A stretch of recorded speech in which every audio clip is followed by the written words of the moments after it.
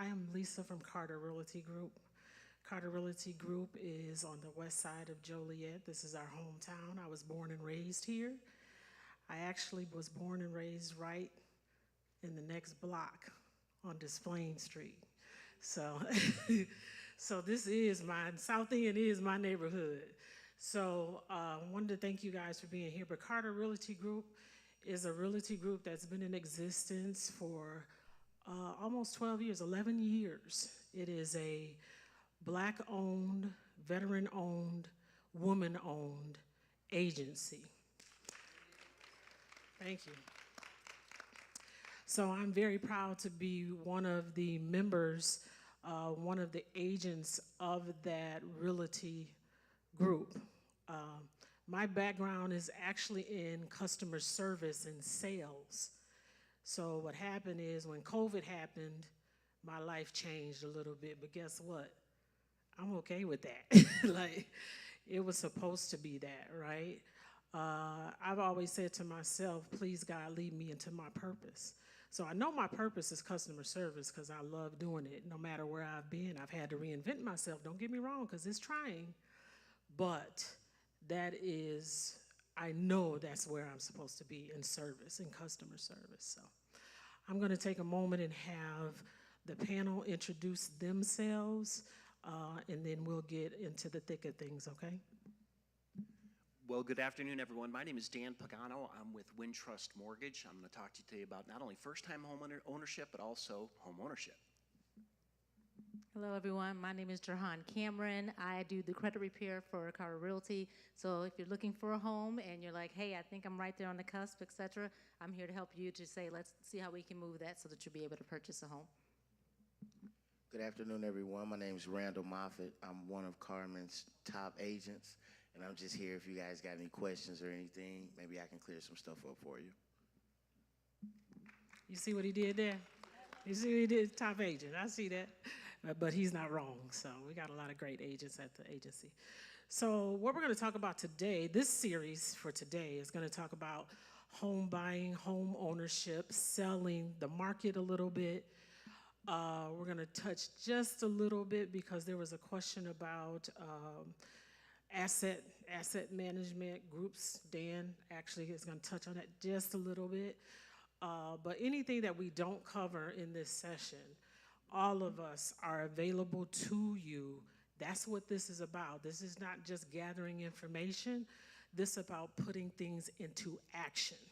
We are here to help you with that, okay? So if we don't answer all your questions in this session, make sure that you see one of us before you leave. So I'm gonna, Randall, can you help me out? Can you pass these books out? So these are our home books from Carter Realty.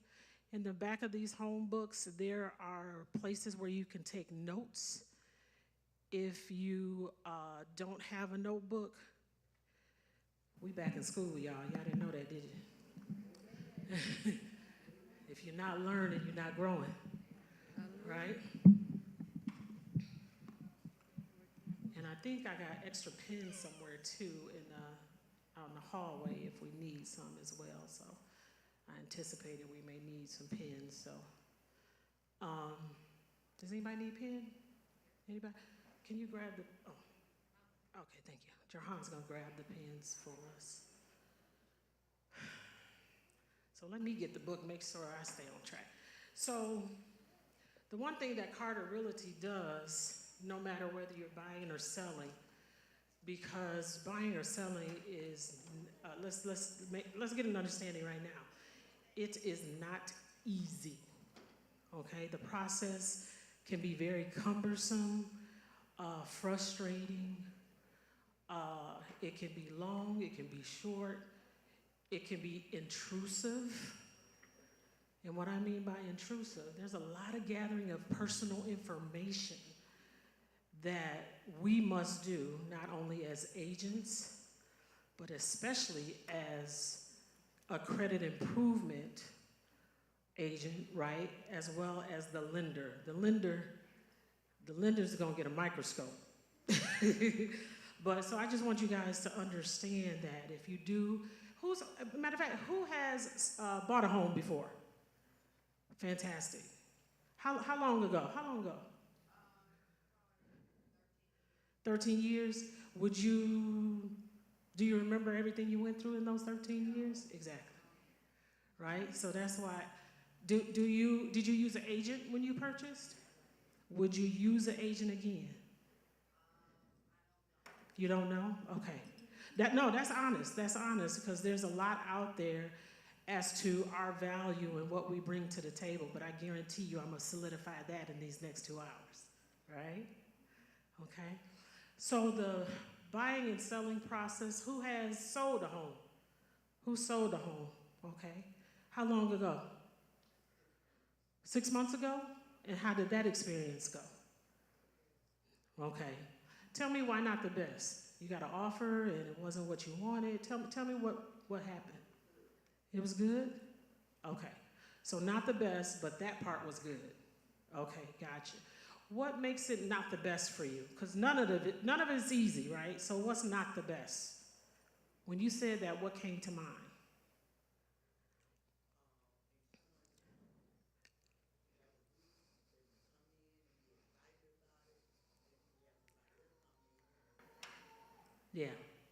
Yeah, so like I said, that's part of that intrusiveness I was talking about on the buy side, but it can be on the sell side too as well.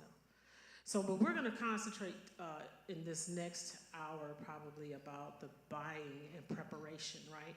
So what is the first thing you should do when you are in the midst of thinking about buying? What is the first thing do you think you should be doing? Yes, ma'am. Say again? No, that's not the first, but that's within the process, right? We're talking about before we even get to the process. What's the first thing you should consider for yourselves? I'm sorry, can you all talk loudly because they're streaming and we want to be able to hear the questions as well. Say that one more time. I got it. Say it. What can you afford? Anybody? You think? So yeah, he's hitting the nail right on the head. That's that planning stage, right? So planning what you can afford, your expenses, get your numbers together, right? Because what's going to happen is if you don't have a plan or what that looks like, and we can counsel you to that, right? There are stages that you're not going to be able to either understand or get through without a plan. We need to know what it is you need from us so we can service you the right way. We need to know what that budget is, right? And with all due respect, we like to work within your budget at Carter Realty Group.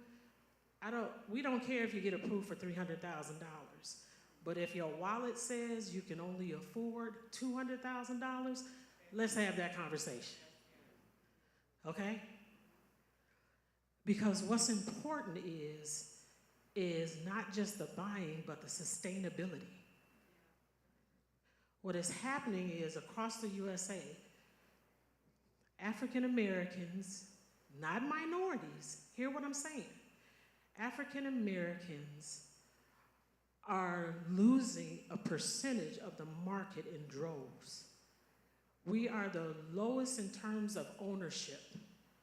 We have been surpassed by Hispanics, Asians, Middle Easterns, because some of the decisions we probably have made, and because we have to be careful in who we trust with our money.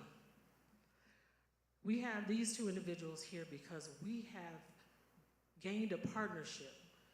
We've proven ourselves to them, and they've proven themselves to us.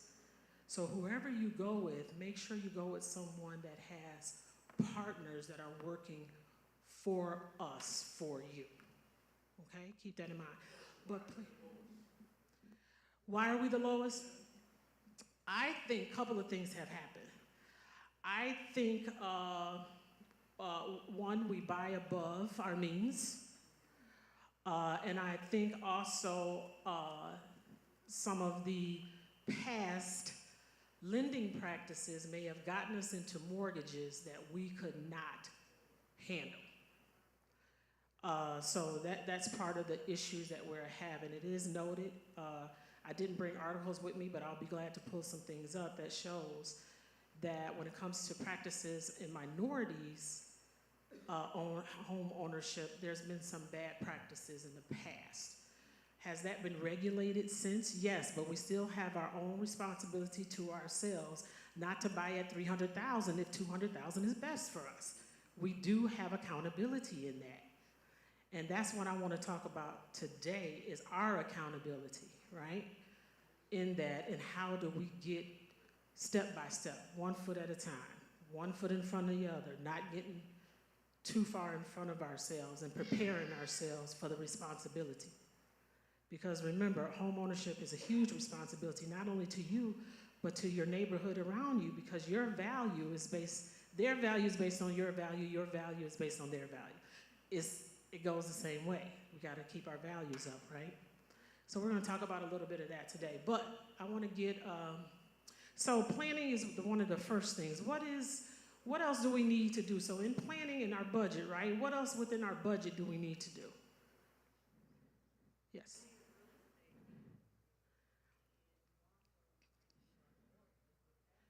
She's not wrong, right?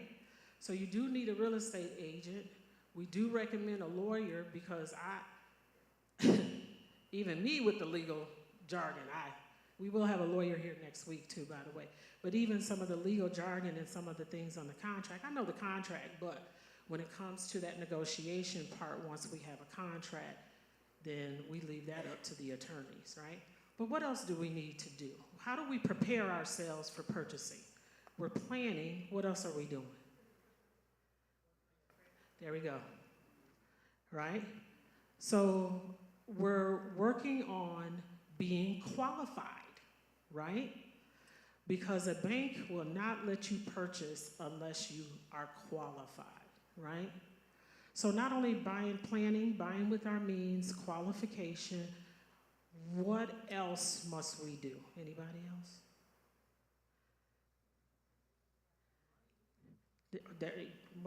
Right there, money, right? What is happening in the industry, the prices keep going up, interest rates go back and forth. Interest rates, we'll talk about that for a little bit, but interest rates, they're gonna fluctuate. You can fluctuate with interest rates though, but you can't fluctuate with inflation when it comes to the cost of the house. Houses are going up. Interest rates go back and forth, so choose your battle, right? Okay. So we're gonna get a little bit more into the credit portion of this and what that looks like. And so for that, we have our expert Johan here. She's gonna walk us through that part, okay? Do you want to? Hello, everyone. So my name is Johan Cameron again, and for those who already know me, I am Pastor Bearfield's sister, his favorite sister. But you guys know me, you know that I like to ramble, so I took notes so that I can stay on cue. I believe they have the PowerPoint, Sean, to put up. So I put a PowerPoint up just so that you can take notes, as she said, because when I'm going through numbers, etc. And my main thing is to simply say, okay, credit. One thing I think that they should do is teach it in high school. In high school, they should really just teach you, as I say, the tips and tricks.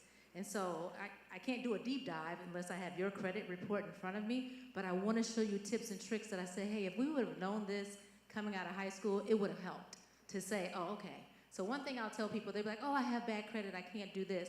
Credit can be fixed. Remember that. So even if you meet a guy and his credit's not that great, you know, call me. I'll just help him out. But you gotta, it's not really just the credit. It can be the richest person, they have low credit. Why? Because they can afford whatever. They don't need the credit to get it. So when I'm talking to you, it's more like, hey, this is the steps on how to play the game. That's what I like to call it. Credit is a game. So I'm waiting to see if Sean's gonna put up the PowerPoint before I get started. And then I'll have questions, I'll answer questions afterwards too, so I won't be before you long.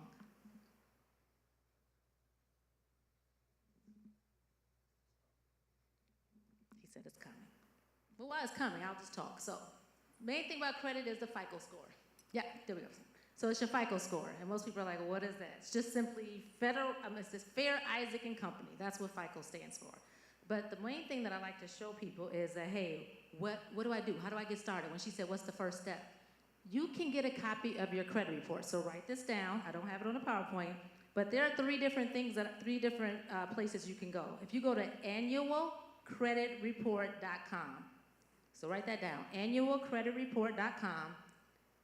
With most places, you can always get each year a free copy of your credit report. So if you haven't gotten it, fine. Now with some places, they'll do it every 4 months for you. Otherwise, annualcreditreport.com, once a year, you can always get a copy of your credit report, okay? Second place you can go to identityiq.com. So I'm giving you guys 3 places. That's identityiq.com.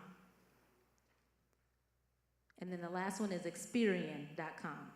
Because a lot of people are like, hey, I want to go through one of the different places. Because you know with credit, you got Experian, you got Equifax, and then you got TransUnion, okay, with those 3. So a lot of people will do it through Experian.com. And that way, you can get a copy of your credit report. So today I'm going to talk about tips to improve your credit report. And if you jump on in there, I just want you guys to know the average credit score, go ahead to the next slide. The average credit score for a person is 675. Now, is that good or bad? This is why I put up the report card. So looking up at my, as I call it, my beautiful report card, you'll say, hey, 751 or higher is an A+. Can everybody see that? So the reason why I put the PowerPoint up is like, write this down, because the best way to describe it, I said, let's put it as a grade report. Hey, we got an A+ if we're 751 or above. You got around 750, well, I don't know what Sean's doing. Between 750 and 680 is kind of like an A+, instead of the plus, A+. A minus to B minus, 675 to 670, B plus to B minus, and so on and so forth. Now, I say this is me giving you a nice grade report in general, but like I said, I type notes to kind of break it down for you. A credit score of 720 or more means that you have excellent credit to most creditors, okay? 720 or more. Now that's 751, like I told you, and up, it's great. The range is 300 to 850. Write that down, because a lot of people don't know that. This is how you know. You meet someone, you're like, what's your credit score? They be like, I pay like a 919, I got great credit. Okay, they don't know. They just told you something. So at least you know where it ranges, okay?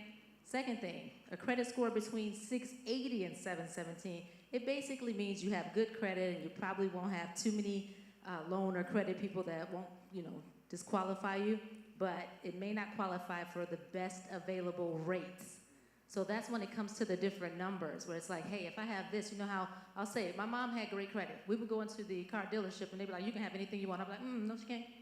And like she said, just because your budget says you can afford the $300,000 house, doesn't mean that's the house that you should go for. You know what I'm saying? Because your budget's saying something different than what you qualify for. So like I said, the A++, it's a little different level.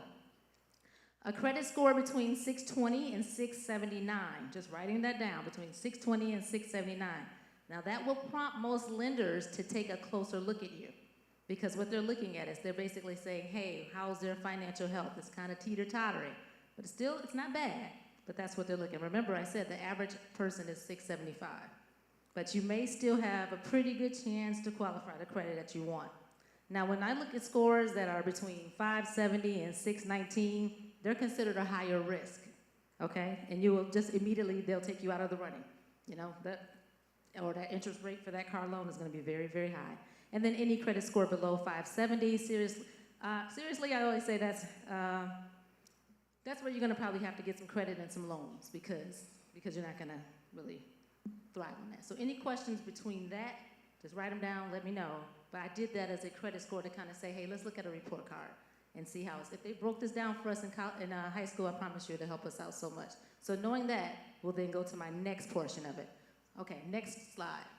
So now that we know where it ranges, okay, 300 to 850, now I like to say, how do they get to the credit score? A lot of people tell you got to do this, you got to do that. I'm trying to break it down in percentages. So at the top of your page, if you just go ahead and type 35%, if you're doing notes in your thing, 35%, type payment history. 35% of this score is payment history. What does that mean? On-time payments, okay? So if you're making on-time payments, then it's like, yep, that's gonna help. That's 35, that's the biggest chunk of it if you see. I'm gonna give you an example of what all shows up under your payment history. We wanna make sure that you're paying on time, So that's a great thing. You can buy those, you can get on the links like creditkarma.com. And if you have Credit Karma, the score may not always be right. That's not who I gave you to get your credit score. But they do have a nice link for you where at the bottom, it'll tell you how you've been paying. So let's say you had this credit card, I have a check mark, you're paying on time, right? So anything as far as like collections, tax loans, late payments, charge-offs, all of that, that's all coming under that payment history. That's the 35%, okay? Next, we're coming down as the 30%. That equates to your amount owed, okay? That's 30% of your score. So that's basically how much you owe versus how much you could owe. And the way I have it up there, I put it as debt to income ratio because, excuse me, it kind of shows people what I mean by that. I need a mint. Or I always say you can say debt to credit ratio. That's another way to kind of say it. Excuse me. So basically what I'm saying is, this is the best way to describe that. All your money debt divided by your yearly income gross. That's how you get the debt to rate income, right? To look at it credit-wise, I always say, look at how much you owe on that credit card. How much the balance of that credit card is. It's $5,000, right? How much of it do you think that you're supposed to be spending on it where it won't affect that ratio as much? If you don't know, remember when I gave you these numbers? It's the same number, 30%. So when you have a credit card, they gave you a $5,000 limit, right? The best way to keep your credit score at good standing and your points, because they want you to have the credit, is go ahead and take 30% of that. So that's $1,500. That's as much as they want you to go over on that. Oh, thank you. To go over on that card. Oh, my knees. Thank you. I appreciate that. Okay, so everybody got that part? That's key. Because I always say if you want a tip or a trick, that's a tip or trick for you. Okay? Now, one thing that you can also do, write this down as a trick, you can increase your limit with your credit card. So let's say you've had your credit card for 3 years, 4 years, call the creditor. Ask them, can I increase my limit? Especially if you're in good standing with payment. That's another trick because it looks as if you have. You see, now I have, instead of $5,000, I have $6,000, I have $7,000. And now that number changes for that 30% of what you can put on there monthly. So it's nothing wrong with having the credit cards, but if you're just taking that credit card as $5,000 limit and you're making that $5,000 limit each month, you're trying to pay that down, that's still hurting your credit, okay? You guys nod at me, let me know if I'm making sense to you, because if not, I'll go deeper into it. Well, another thing that you can do, another tip is reset the payment due date to just prior to the credit reporting. So you can call your creditor and say, when do you report to the credit bureau? If they say that they report on the 15th of each month, make it where your due date is prior to, because if you're paying on to it right before then, it looks like, oh, look at that, great standing. Just going. It's another trick that you can do and they will tell you, okay? Also, different companies that you may have. Capital One, I want you guys to know, Capital One doesn't report your credit limits, and they will also raise your score if you're, they'll also raise your credit percentage if your credit score goes down. So watch that with Capital One. Those of you who have an Amex, I always say they don't report credit limits. That's another trick. So if you have an Amex card, your credit limit is $50,000. You're like, oh, that's so great. Not really for your credit report. So when you're looking at different cards, if you're some of my people who don't have credit, we'll talk about that. Amex, just remember that. And also too, I know that he's gonna probably talk about it too, but that home equity line of credit that some of you guys may have, by law, if it's more than $75K, that's gonna be reported under the installment debt, okay? So if you're pulling out that home equity line of credit, I just wanna throw those tips in there too. The next one is 15% of that. Oh, I could just write down your question, but go ahead. Oh, I'll break those down. I'm glad you asked that. She said, what do you mean by installment debt? I'll explain like the different types of like revolving installments. I'll explain that in just a sec. Don't worry. 15%, as I said, is your length of credit. Okay?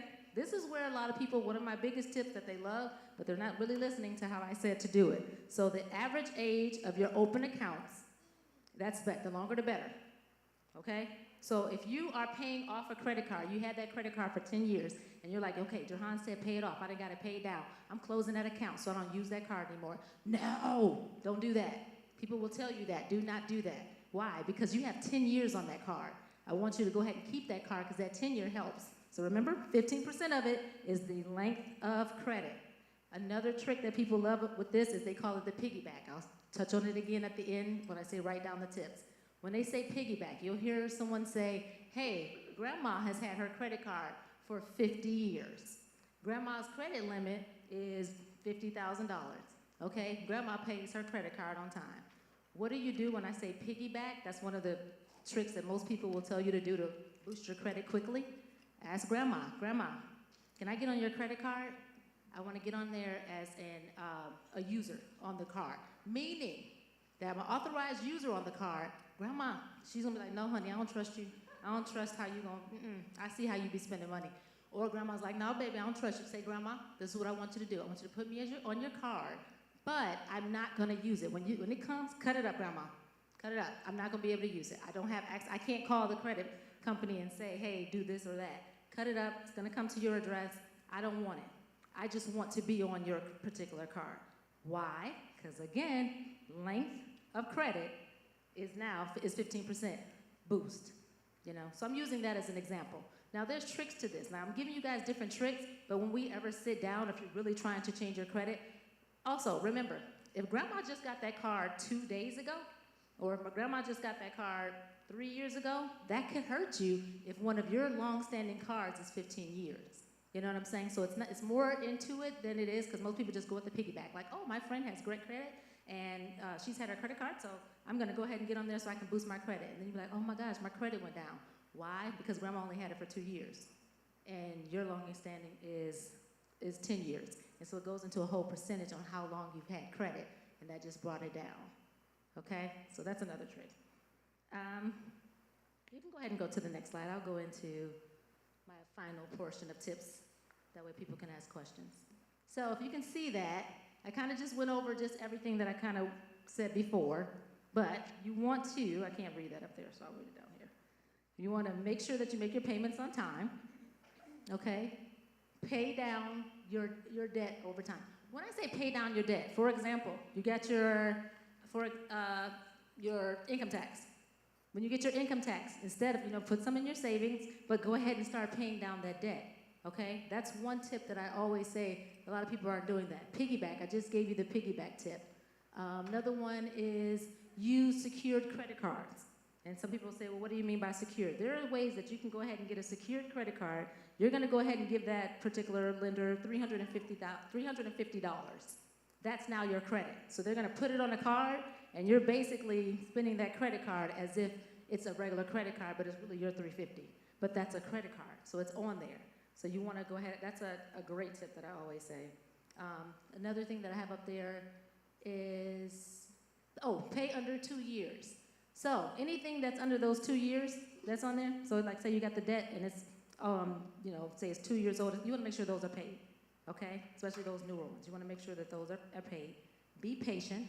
So especially when it comes to buying a home, a lot of times you're like, hey, my credit score is here and I'm trying to get it here, Jahan. We may have a longer climb to go because there are different type of tricks that we have to do or different payments we have to do, and over time, credit has to see that you're going to make this consistent. Oh, now you're paying on it, but how are you consistently paying on it? So that's another one. And now the last thing that I want to say too is, like she said, what is the types of debt? Because, I didn't do the other two, I'm sorry. You guys didn't even say nothing. The 10% of debt, if you go back up one, I'm sorry. Go back up a slide for me, Sean, and I'll be quickly out of your way. I didn't do the last two, the 10% type of debt. When you had a great question. You said, what are the types of debt? And then inquiries, I want to make sure I talk about that. So there's revolving. When there's revolving credit, it's just pretty much like your credit card, the home loan, anything like that. That's like a revolving. So it's like a little revolving door. Installment is more like your auto loan, or let's say you get a state loan or any kind of loan that you have. Also, with your home line equity or credit, anything that's above $75K, that's what we mean. That's going to fall under installment. So you know what I mean now? It's a difference of the different types of debt. So they like to see different types of debt on your actual credit. So you'll talk to someone that's going to give you financial fitness and say, hey, no credit cards. But if you're trying to get something that requires credit, you're going to have credit cards. Those are two different conversations. And they like to see a variety. So they'll see revolving, like the credit cards, things like that. I would love to see a home loan. I would love to see a car loan. Someone will say to me, Jahan, I just got this big check. Should I pay off my car? Mm-mm. Put that money in an account. Go ahead and have the car dealer, where they're each month still taking it automatically. So it's just like paying it off, but guess what? I need that. I need that credit there to show that I have a variety of debt. And then the last one is kind of open. So a lot of times you can have like your phone bill, cable bill, and different things, utilities. That's the open portion. Okay, so I just want to say that. But that's only 10% of the whole credit score. And then the last one is inquiries. You know how you go somewhere and they're like, hey, I'm at TJ Maxx, would you like to go ahead and open up this card? We can just go ahead and take 25% off. And you know good and well, your credit not that good and they're not gonna approve you. And you go ahead and let that cashier run that card. Do not. I cringe every time they ask me. No. You know, no.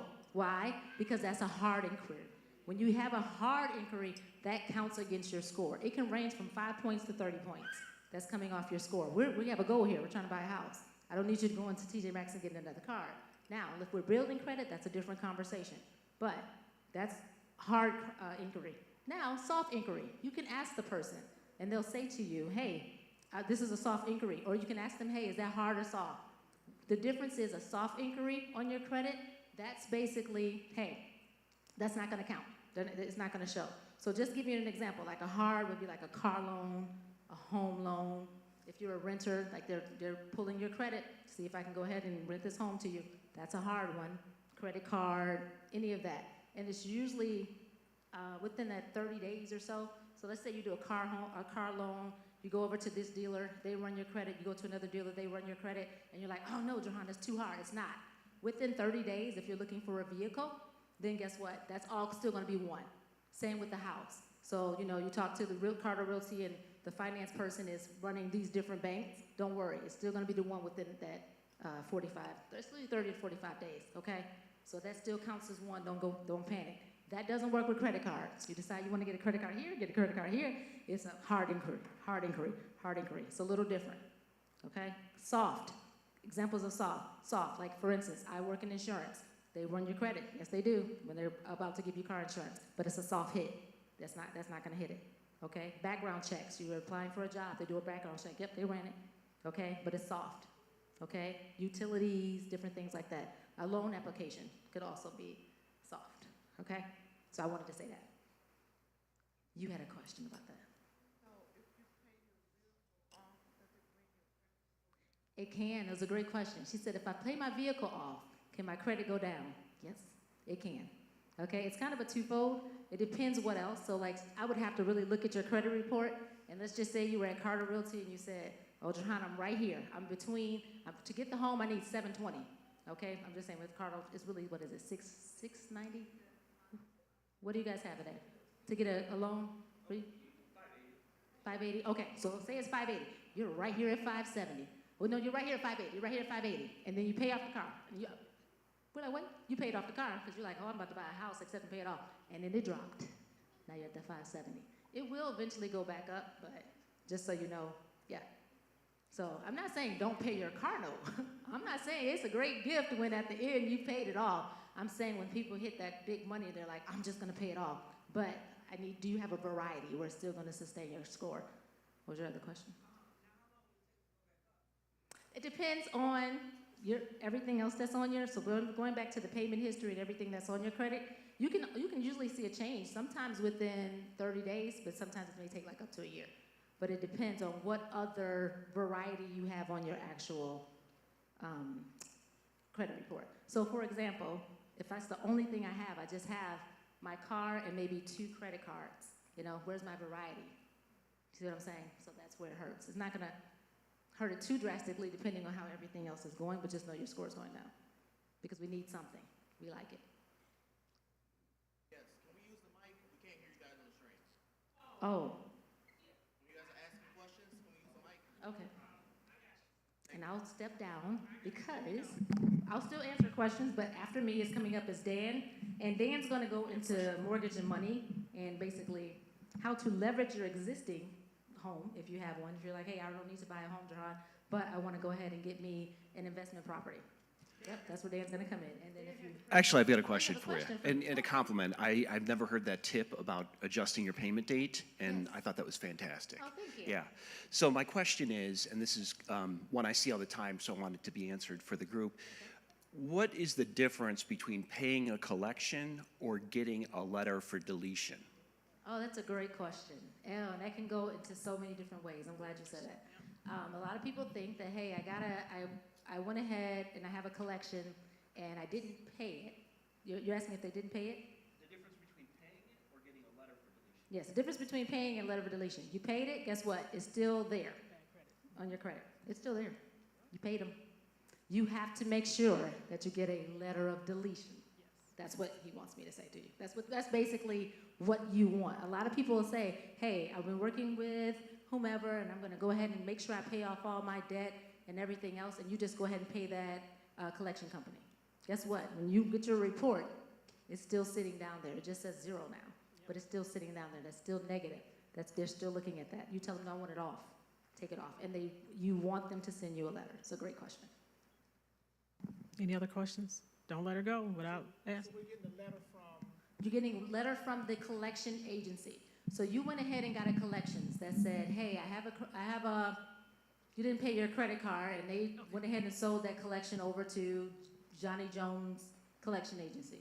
And then now you're getting ready to start the home buying process, and you're like, hey, I need to go ahead and clean out these collections. I just didn't want to pay that $75 from whatever, okay? And so you're going to go ahead and call the collections. You just went ahead and just paid it, you know? And now they're like, oh, thank you, you got it and everything else. It's still there. You didn't ask them for a letter of deletion, so you need to contact them so that they can have and ask for a letter of deletion to show that that's taken off.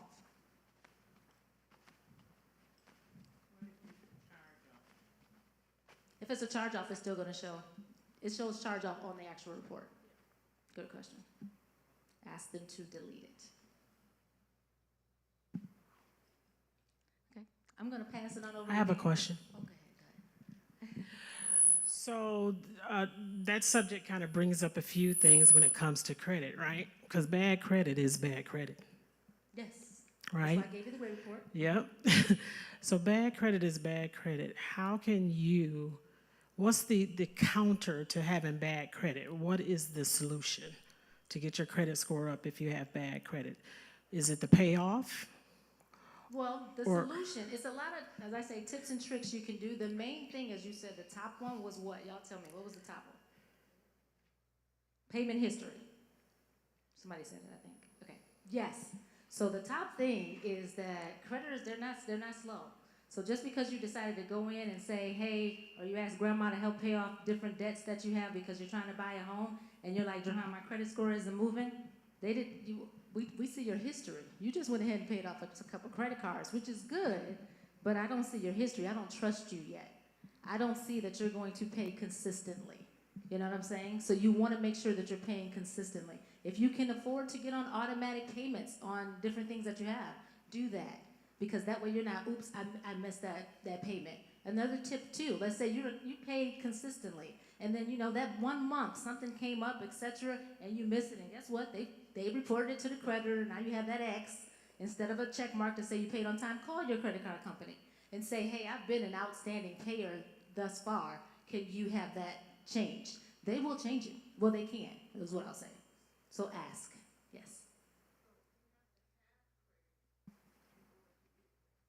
She said, do you have to have credit in order to get credit? Yes. So what she means by that, if you're a person who's like, nope, I don't have any credit cards, Jahan, I don't have a home loan, I don't have a car note, I don't have anything to show that I'm paying someone and I can pay them back, I'm not gonna loan you a house because now I don't know you. You don't have any record or for me to say, this person can take this amount of money and pay it back on time. I don't know your history. You can show me that your bank account is here, but I don't know how you are as far as spending and being able to pay me back. Does that make sense? So that's why. They need to show some kind of history to say, oh, she does a great job of paying back her debt, he or she. So that's a great question. And that's a lot of people that are like, I have bad credit, or my credit's not that great because I don't have anything. Yes. Now, you'll meet people that are very wealthy, that have very bad credit, But the difference is when they come into that car loan place, I can go ahead and pay this car in cash. They don't need to use the bank to get the loan, etc. So that's where it's a difference. So that's why I say I'm not here to teach you money management. I'm teaching you how to play the credit game. And that's all that I want to do to help you get your home. Oh, sorry, last question, then I'll pass it on because I think my 15 minutes are way up.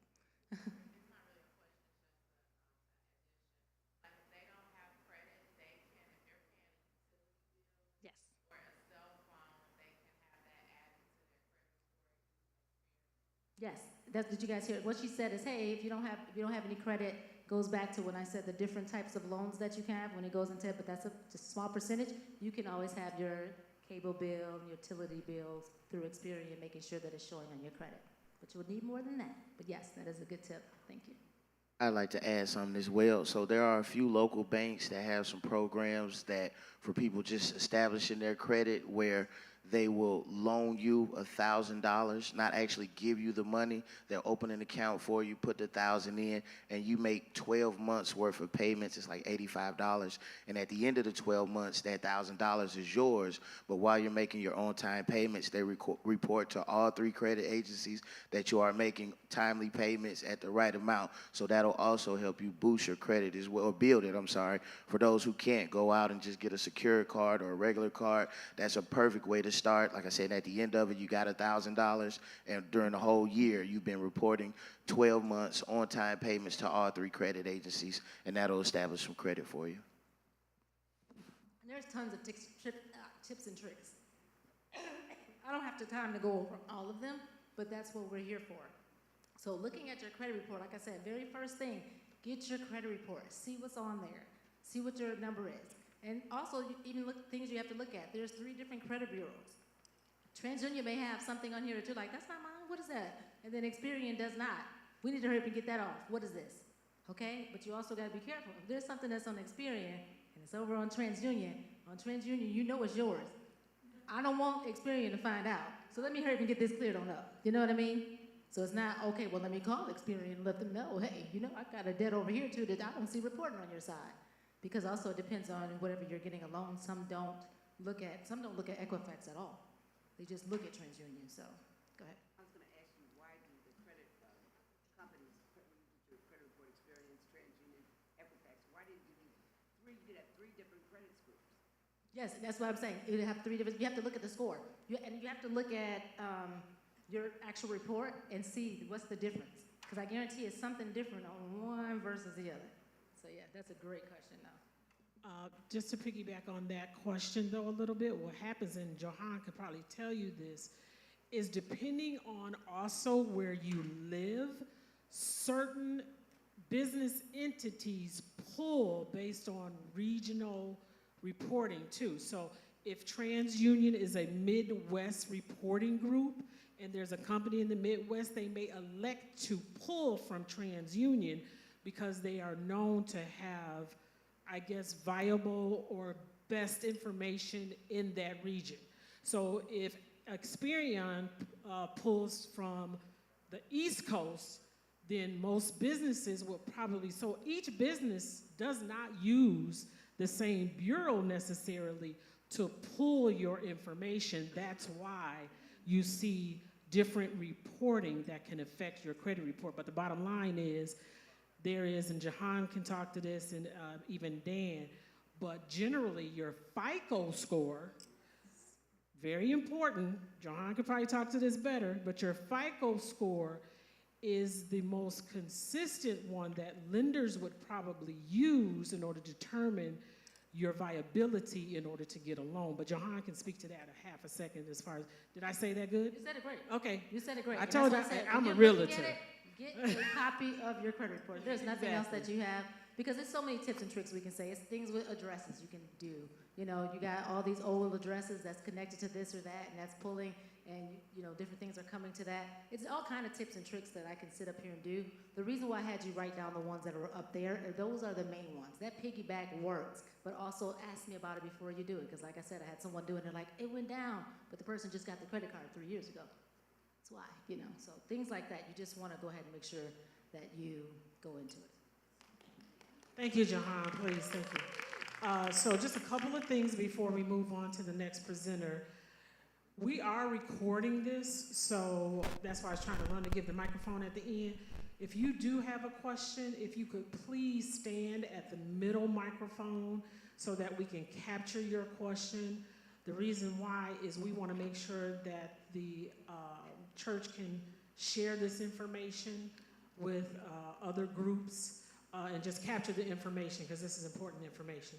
So the other thing is, so now we've gotten the planning stages, right? So we're planning. We know monies is important. Money man right here. But we know credit is important, because guess what the money man want? Your credit. Yeah, he's gonna pull your credit score, right? He's gonna know if you're, want to see if you're viable, if you're a good candidate.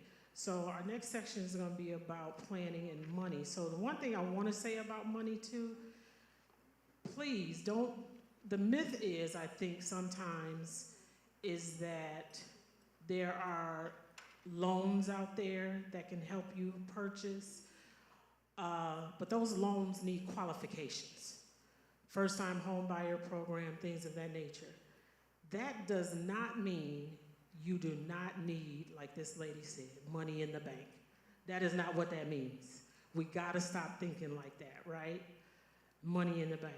The other thing that I want to say about credit and savings and stuff, if you are saving money, this is all due respect, right? If you are saving money and you have savings in the bank and your credit is poor, those two don't even go together. Does not go together. If you have savings, that should be boosting your credit score so that you're viable for money, right? It just doesn't go together. So you have to have a sequence of things as well. So keep that in mind.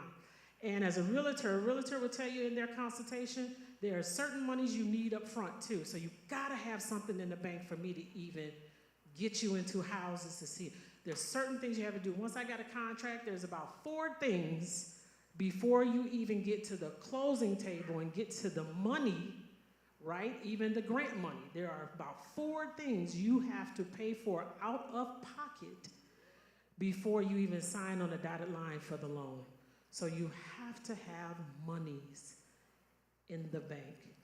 What that looks like, consultation. Let us know how we can help, how we can get you there, and what we can do to help you. So now I'm going to introduce Dan. Don't forget, if you have a question, go up to the mic. Dan Pagano. He's with Wintrust Mortgage. He's one of our partner lenders, and he's going to talk to you about the lending process and a couple other things. Dan? Thank you, Lisa. So, unlike Jerhan, I'm not related to the pastor, so, but like Jerhan, I do tend to babble a lot, so I'm going to try to rein it in. I also have an agenda. Mine's pretty brief.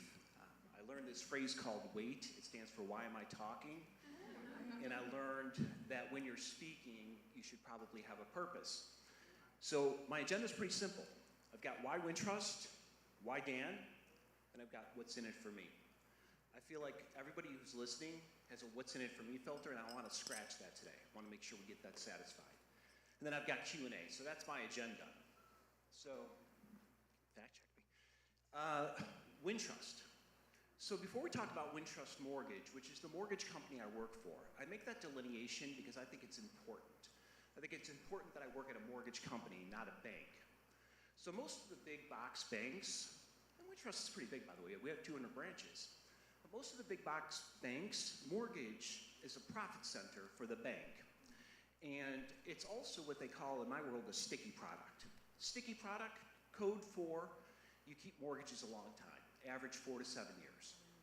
So they being the bank, have the ability to solicit you for anything and everything they peddle if you do a mortgage with them. So at Wintrust Mortgage, we're a mortgage company owned by a company called Wintrust Financial Services. WFS is publicly traded. You can buy the stock tomorrow, Monday morning. WFS, Wintrust Financial Services, they're also different, which is why I worked for them for the last decade. So what makes them different is they like, well, I'll do a little backstory. In 1978, in Beverly, Illinois, over cigars and more drinks than they care to admit, 4 bankers working at some of those big boxes we talked about said we can do this better. We're watching all of our community, and I emphasize the word community, we're watching all of our community banks get gobbled up by the big guys. We, like the banks our grandmothers used to walk to. So we want them to know your name if you're gonna drop your money off with us. So we think we can do it better. So they started Wintrust, Chicago's bank. So when they buy a company, they do it a little bit different than those big guys too. Okay, here's what they do. The big guys, what they're gonna do is they're gonna find a dented and bruised asset, a group of banks, that's in trouble. They're gonna explain to their shareholders how quickly they're gonna make those accretive or profitable. They're going to explain how quickly they will integrate their processes into that new bank that they've purchased. And then they're gonna rinse and repeat until they get so big that the SEC doesn't let them do it anymore. There's some guys like that, Chase Bank of America. So we don't do that. What we do is kind of the opposite. We buy assets that are revered. That same bank that we were talking about where grandma used to walk up the block to get there, where they do know your name. And we buy those, and then we seek them out. They're community banks. We do what we call reverse integration. We don't want to make them us. We want to make them, we want to imbibe what attracted us to that bank in the first place. So we'll fold that into our regular daily by making sure that we have the ability to retain those clients that have stayed with that bank and they're happy, but also to make our other clients happy by rinsing and repeating what they've done. So that's Wintrust Financial Services. And you'll even notice when we're done with a bank, after we're completely finished with the purchase, we won't even change their name. We'll just moniker it a Wintrust Community Bank, right? Joliet Bank and Trust, a Wintrust Community Bank. There's a couple hundred of them around. They're not just in Illinois either. They're in Minnesota, Wisconsin. We just bought 200 branches in Wisconsin, so we're getting a little bigger too, but we're not doing it any different than I described. So in Wintrust Financial Services, my parent company, remember, I don't work for them. They can't fire me today. If I say the wrong thing, they can't fire me. Wintrust Mortgage can. I work for a company they own. So when they wanted to do mortgages about 20 years ago, rather than make it a division of their bank where they can peddle all of their products to the consumers, they said, we're gonna buy a mortgage company that's up and running currently, respected and revered. And you probably don't remember it, but I can tell you it was Professional Mortgage Partners, PMT, and they bought that company about 25 years ago. In fact, just like the community banks, they just monikered it Wintrust Mortgage about 15 years ago. So it's a mortgage company. Why else do I tell you it's a mortgage company? Well, I tell you it's a mortgage company because I am a federally chartered banker. So what that means is I can originate loans in all 51 states. I say 51, it's only a matter until DC becomes a state. All 51 states I can do that, I'm licensed to do it. I can peddle Fannie Mae, Freddie Mac, Ginnie, VA products right off the shelf. That's not different than anybody, right? So I'm also a broker. That's the difference. So I can broker unique niche loans in situations where maybe the credit isn't perfect, situations where maybe you don't have as much money as Lisa wants you to have. I can find a home for those. That's a hybrid. There's no other company in Chicagoland that does that. Banker, broker, so that's me. But like a Ginsu knife commercial, wait, there's more. I can also portfolio loans. And loans that are harbored on my portfolio, guess what? They don't meet the guidelines of Fannie Mae, Freddie Mac, or any of those big investment groups. That's okay. We can still house that right on the Wintrust portfolio. So the last thing that I want to talk about in regards to this is bond and grant loans, which is a lot of the literature I passed out. So bond and grant loans. Wintrust, I like double entendre. It's never appropriate at work though. So I have to switch to dad jokes. So I say Wintrust Mortgage is the biggest bond and grant lender in the universe. And the reason is nobody does more than us in the state of Illinois. So I just grouped up the universe there. The Illinois Development of Housing Authority, IDA, there's 80 approved IDA lenders. And what IDA does is they get money from what's called the Hardest Hit Fund. So we got to go all the way back to the first financial recession. So we're talking, 7, 8. And the states that were hit the hardest from that setback get monies from what's called the Hardest Hit Fund. As you might imagine, Illinois is one. California is another. So what we do with that money and how we pay it back is how it's allocated. Basically, whether we have to pay it back or if there's interest applicable to it is dictated by how we allocate it. What we like to do is promote home ownership. So we do it by way of the Illinois Development Housing Authority grants.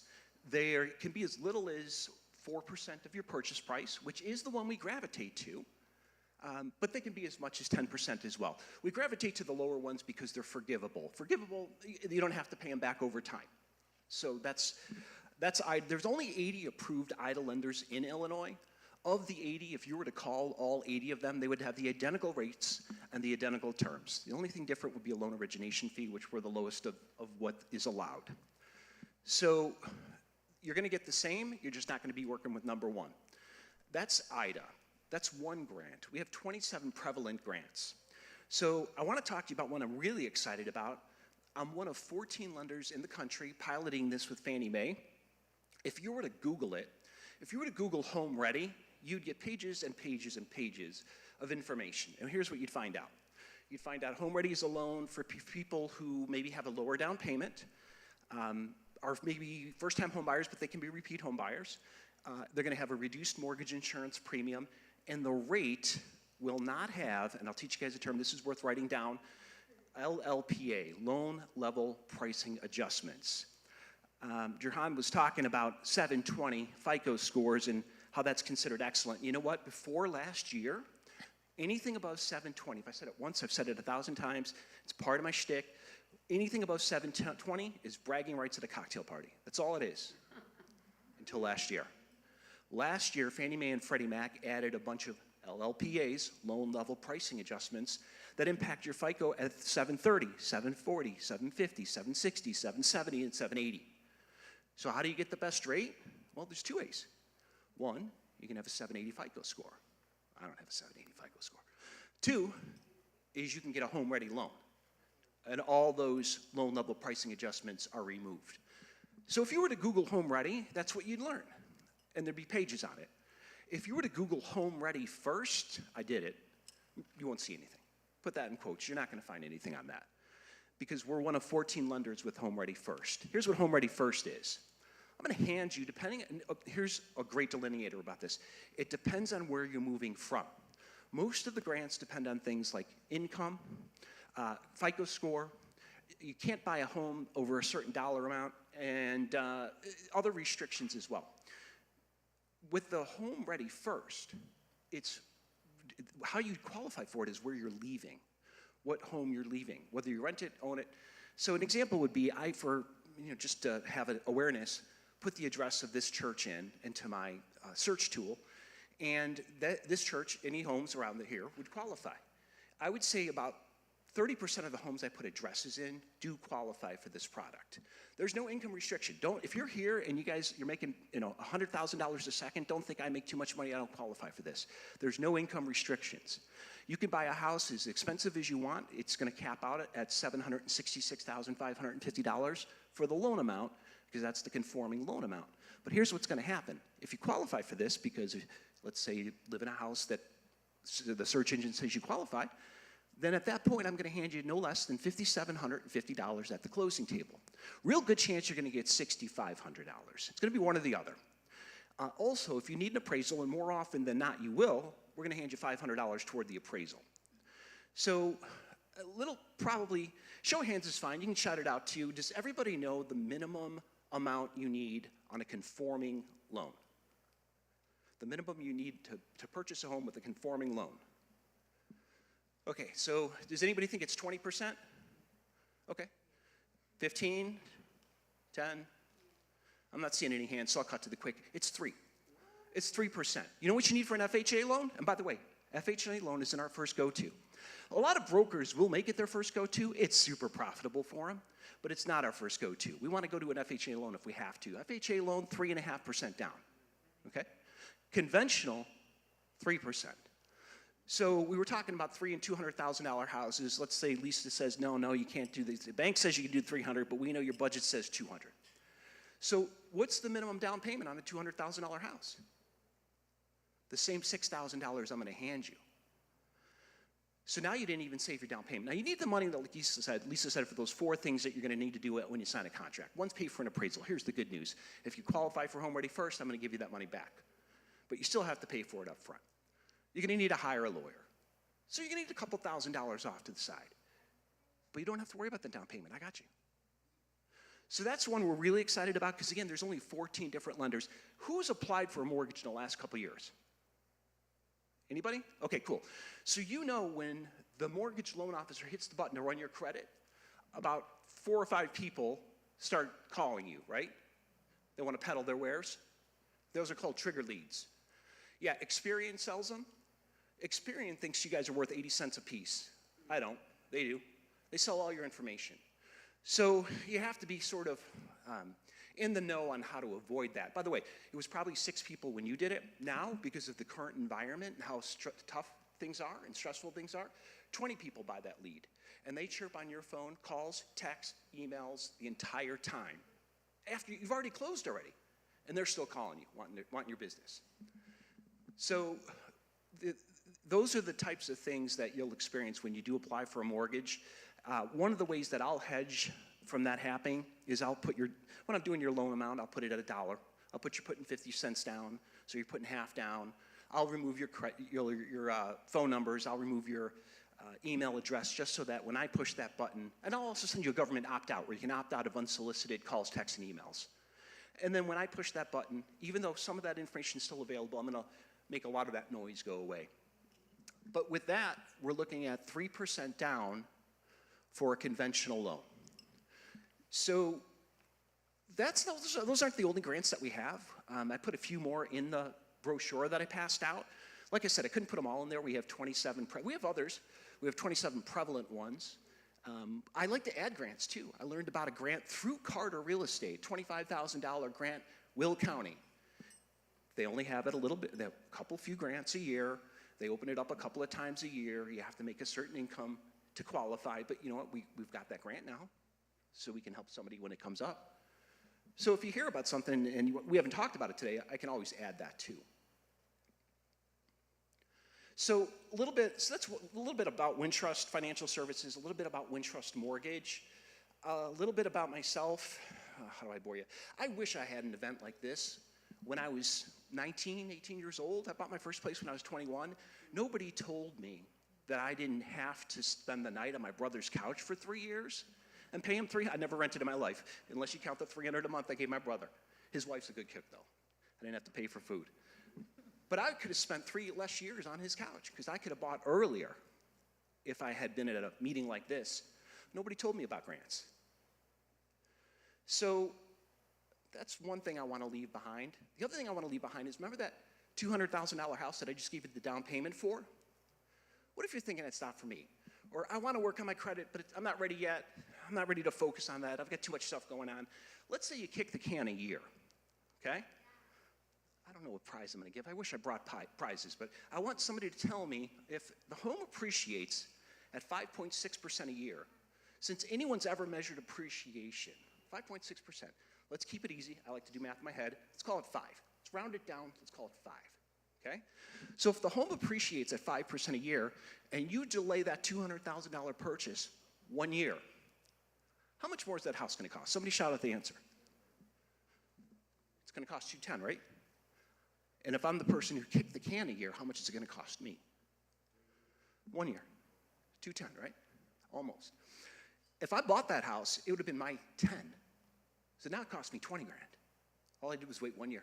Just had to think about it a little. That was my money. That's how you build wealth. So another thing I wish somebody told me when I was just in the audience at something like this. Did you know we were talking about FHA, but now you can even do it with conventional, between 5 and 3.5% down. Do you guys know you can get 4 units? 4 units. Now you're building generational wealth. Now 3 people are paying your mortgage, and you have to find somebody to do some financial planning with the extra money. Okay? So now you're really banking some money. By the way, you only have to live there a year. You can move, rinse, and repeat, do it again. Now you get 8 units. 8 rent checks. Yeah. So Wintrust Financial Services, I know Lisa wanted me to mention, because there was a couple of people who had some questions about bonds and stocks. We do that. We don't do it at Wintrust Financial Services. We have a wealth department. Again, just like when they bought my mortgage company, Professional Mortgage Partners, they knew that they were going to start a wealth division. They bought William Blair. They figured, why recreate the wheel? It's a Chicago brand. They're doing it well. So that's what they did. They also bought a company called Chicago Exchange. Does anybody know what the 1031 exchange is? 1031 exchange? Randy, share. Oh, I was kidding. Oh, okay. 1031 exchange. It's when you exchange real estate that you own as an investment for what they call a like kind. They used to call it a Starker exchange because the attorney who put this process together, the last name was Starker. But a Starker exchange or a 1031 exchange, they're synonymous. This is when you take real estate that you're renting. Let's say you put 3.5% down on those 4 units. Let's say you've had them now 10 years. Those 4 units you paid $250,000 for are worth $600,000 now. And you've done what's called depreciate that property, which means you've used all your IRS deductions to make that property, the cost basis go down, okay? So that puts money in your pocket from the IRS every year. So when you do that, when you go to sell the house, you're gonna get a tax bill if you've paid that mortgage down or off, and that's $600,000. How do you avoid it? Well, make it zero. You come to me, I introduce you to somebody at 1031 exchange, and you parlay that into another property. Believe it or not, you can even put that into what's called a real estate investment trust, which is like stocks and bonds. So these are the types of things that we do that we can help with if you have questions on that. So, Tons of questions on that. yeah. But these are the types of things that we are able to offer. So I really, again, no PowerPoints for me, just looking to open it up for questions, because I can stand here all day, I promise I can, and talk about a whole bunch of stuff you guys may not want to know about, or we could just focus on you. So what questions do we have? I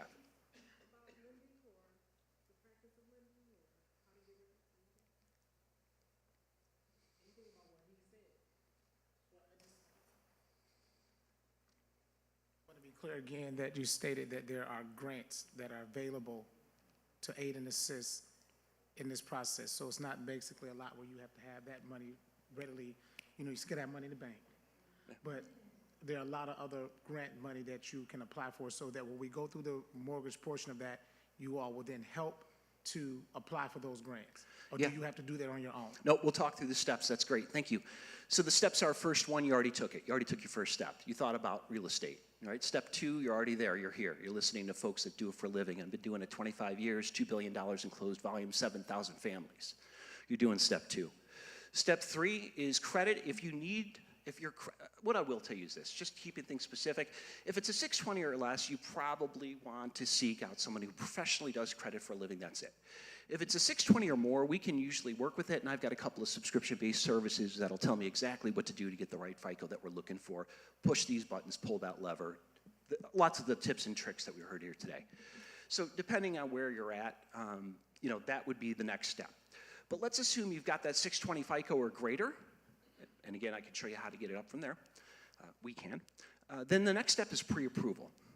So notice I didn't say pre-qualification. A pre-qualification is when I grab a napkin or some toilet paper, yeah, I said some in the other room, and I write on there, Mr. Jones makes $1 million a second, he's got a 9,000 FICO score, and he can buy a $5 million house. And then a pre-approval is when I collect all of the documentation, income, assets, I review credit, I look at credit history, I put all that information into a database, and I send that information via a portal to Fannie Mae and Freddie Mac. You know what they do? They tell me if they're gonna buy the loan from me. I don't make the loan if they don't buy it from me, because we'd be out of business really quick if we use up all our deposits making loans, although we do have that little portfolio we were talking about where we do things like that. So that's what my pre-approval letter says. You won't be confused about it, and part of that process is to make sure that any and all down payment assistance that you might qualify for is offered to you. Oftentimes, you have multiple options, and I'll help guide you through what's best, right? So I can give you 10 grand, and you have to pay it all back when you refinance, and not for nothing, Lisa mentioned it, rates will go down. So when rates go down, you're gonna end up owing that $10,000. How would you like to know rates went down? You can't refinance because that 10 grand I gave you is due and payable for the refinance process. It's not gonna be a good day. You're not gonna recommend me to a friend. But I can give you $6,000. I can give you 6, that's forgiven $50 a month. So it's forgiven over 120 months in 10 years. And then when you pay that off with a refinance transaction, you can do it with my transaction. Or I could do one better. I'd like to give you the $6,500. If I give you the $6,500, the day you get to my closing, you put pen on paper, you sign, you've got a house, and you just got $6,500 for free, no payment back. Couldn't pay me back if you wanted to, and I don't take gratuity. So yeah, that's the process. So I want you guys to keep in mind that when you're receiving any type of, with anything financial, there's a qualification process, even if it's a grant. One I mentioned was a first-time homes buyer. Just because you are a first-time home buyer doesn't mean you qualify for the grant. So keep that in mind. So what I'm saying is gather the information to best help you in your process and what that looks like for you. Get a professional, whether it be a lender, whether it be a real estate agent. Get someone who can help you through that process, who knows grants. Like he said, we actually assisted in scrubbing the Will County grant so that we could get it right, because there were some things that would have definitely made your process as a consumer very challenging had we not been engaged in trying to scrub that grant and get that grant. That grant is off and on. Right now it's off, not on, but always engage and find out what grants are available. Again, the loans, the FHA, VA, conventional, they all have different things within that loan you must do to attain those loans too, so we can always talk to you about that. FHA, they require their own inspection. Let's say your own, you consumer, get your own inspection, but FHA also has an inspection. So there's a lot of information that you're gathering here, but you do need to take the next steps and just make sure you dig even deeper with a professional to make sure you're on the right track. Lisa, the one thing I want to add for sure, and I know that I didn't, is while many of these grants are for first-time home buyers, and a first-time home buyer, by the way, is somebody who hasn't bought a house in the last 3 years. So I believe you bought one 13 years ago? Yeah, okay, so you're a first-time home buyer. So a first-time home buyer is someone who has not bought a home in the last 3 years, or not owned, I should say, not owned a home. No. Yeah. So that's about 1/3 of my grants. They're for first-time home buyers. The other 2/3 of my grants are for new and returning home buyers. In fact, I gave my sister a grant. She bought a home in Aurora. It was a non-contingent purchase. She didn't even have to sell the house she had to get the grant to buy the house in Aurora. And she ultimately did, but she didn't have to. So just don't hear first-time, don't tune me out if you're, oh, first-time home buyer. I bought a house, I have a house, or I currently own a house. No, I still have grants for you. Yes?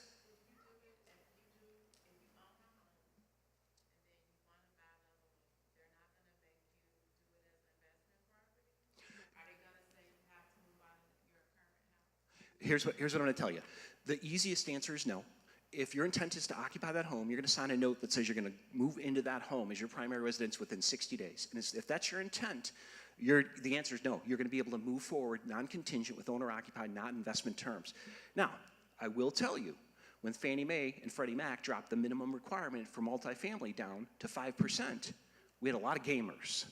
A lot of gamers. If you ever hear your loans in quality control at a bank, they're not trying to make sure I'm doing a good job. You're in fraud. So we had a lot of gamers. So basically, I had a gentleman who bought a 3-unit, I take it back, 3-unit.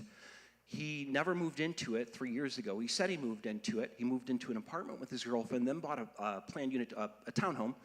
And Alsip now came back to me, he wants to buy a 4-unit. And I want to give it to him. But his application said he lived there and he never did. And he signed a contract with the government that said he was going to move in within 60 days. It's called a note and mortgage, backed by Fannie Mae. In this case, Ginny. So, we had to tell him no.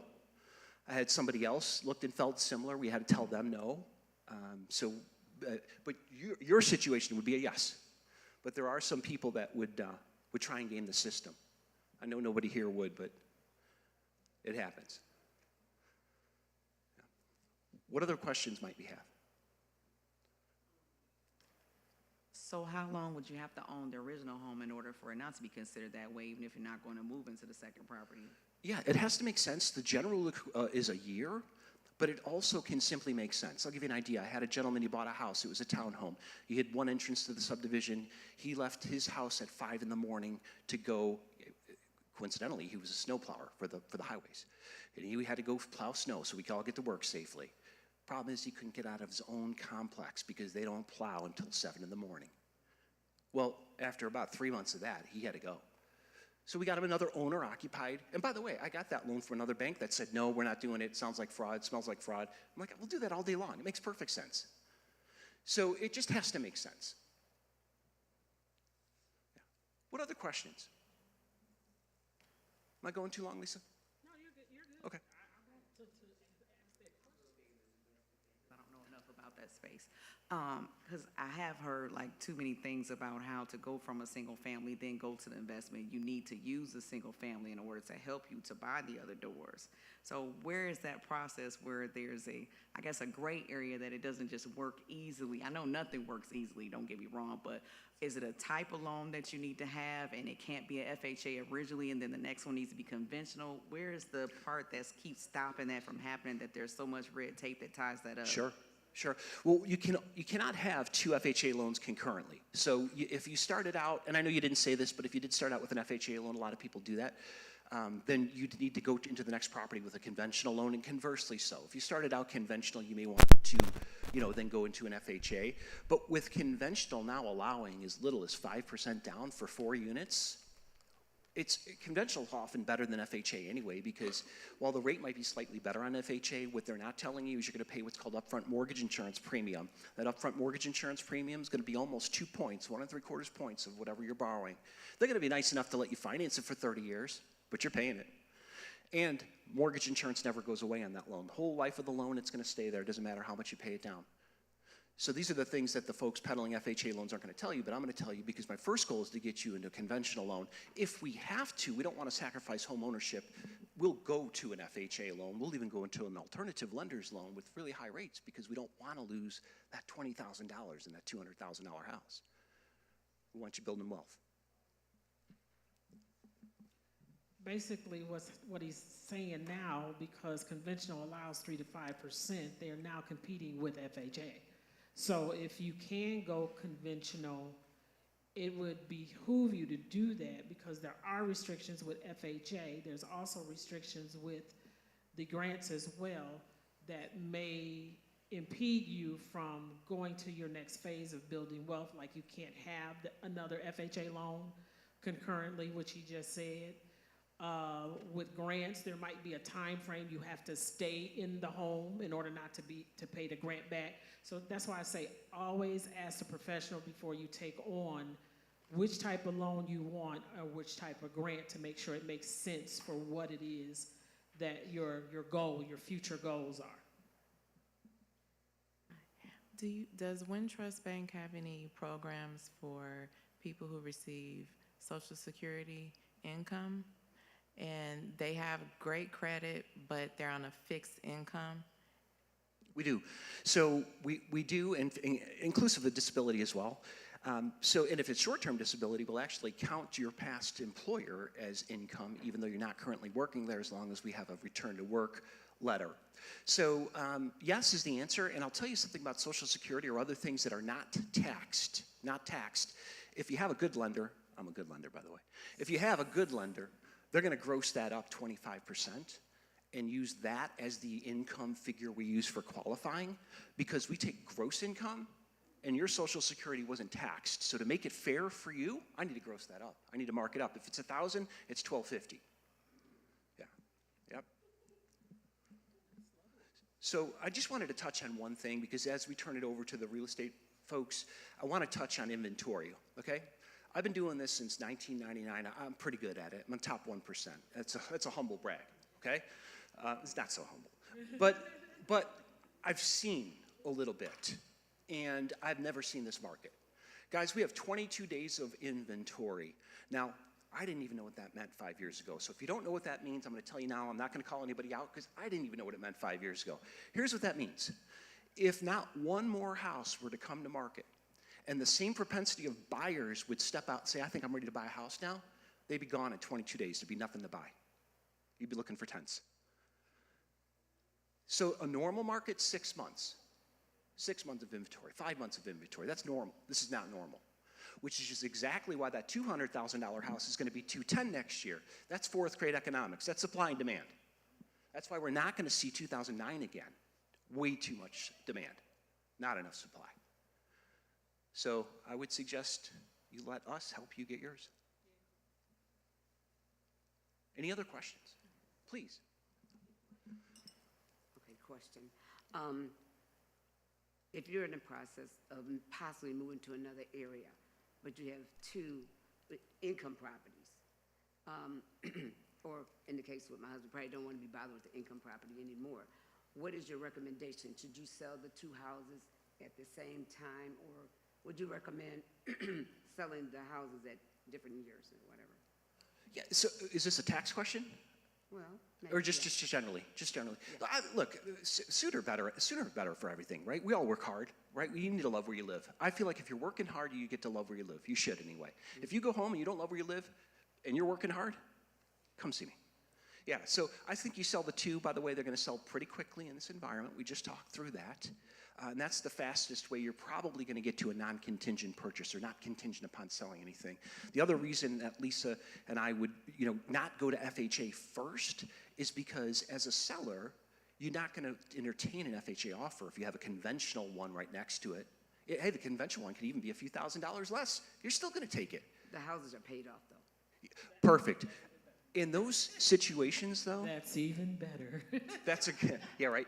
In those situations, if the intent is to sell them, I'm a good guy to know for that 1031 exchange if you like money. If you do not like money, you don't need to know me. But if you like money, I'm going to help you sell those without a tax ramification. Okay, So what's let me just ask you, I'm sorry, what's your name? Robin. Robin? Okay, Robin, good question. What, in thinking about selling them, what is the goal for if you were to sell them? Or are you just trying to figure out if that's what you want to do? Well, my husband, I think he's got a little tired of dealing with it. We have a home. So you have buildings or? We have two houses, but we have a house that we stay in already. Okay, Yeah. and you have tenants, Yes, and that's where the pain comes in at, right? I'm sure, somewhat. they're pretty decent. Okay, they're pretty decent. So are you challenged with the upkeep and the maintenance, or tell me more? Well, my husband's a little tired of dealing with Just- all, yeah, he's Yeah, right over there, right? He's ready to retire from ownership. Yeah, he's retired, but But he's ready to retire Yeah, from yeah, ownership. yeah. It's okay. So again, he talked about inventory. The biggest thing that he said here to kind of help you, inventory is low. So what that means is that when it's inventory is low and there's more buyers than sellers in the market, right?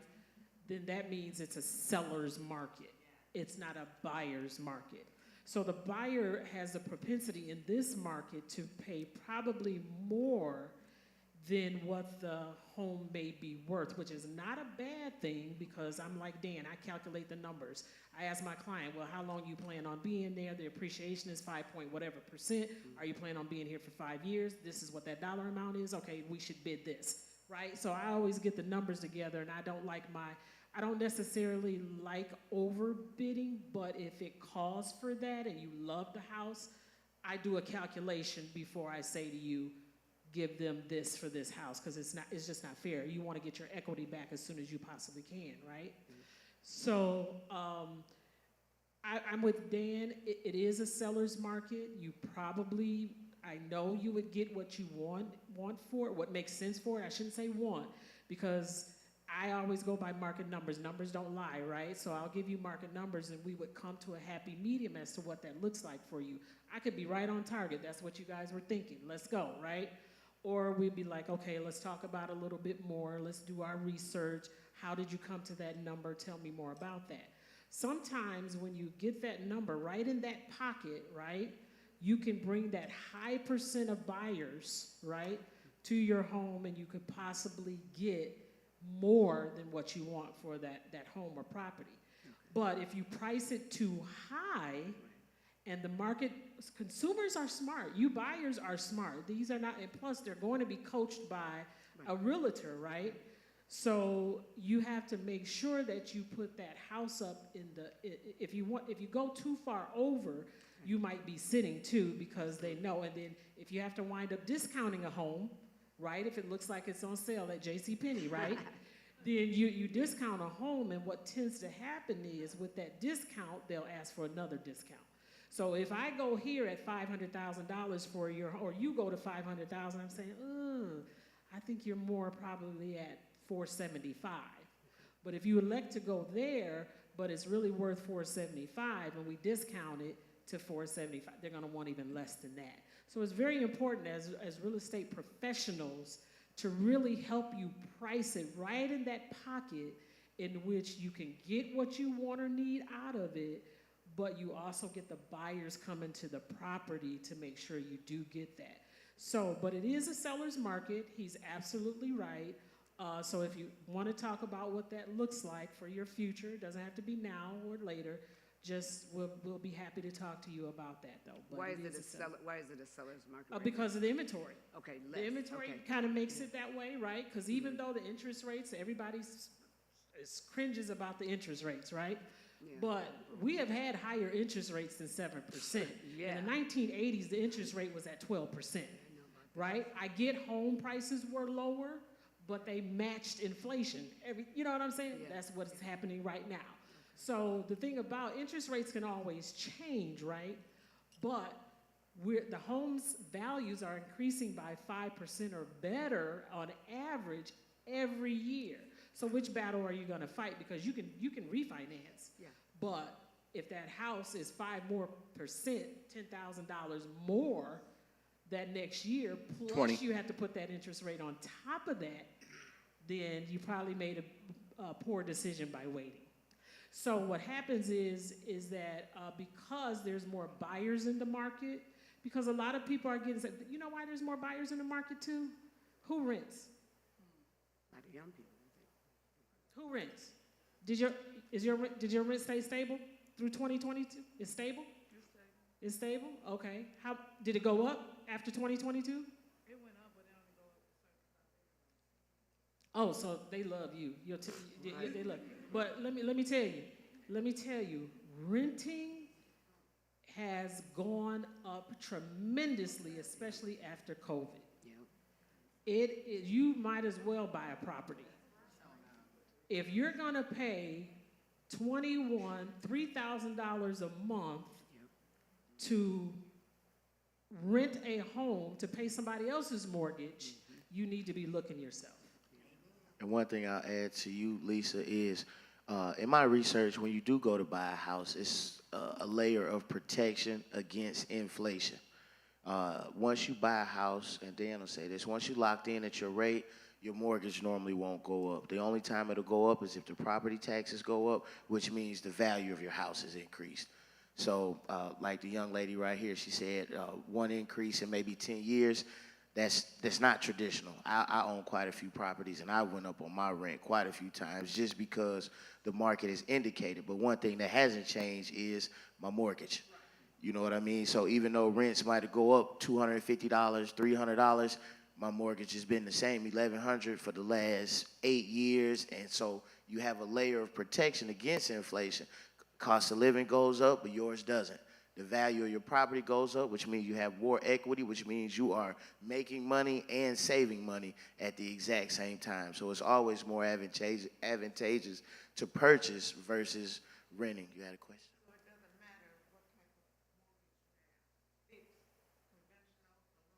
Well, I won't say that. So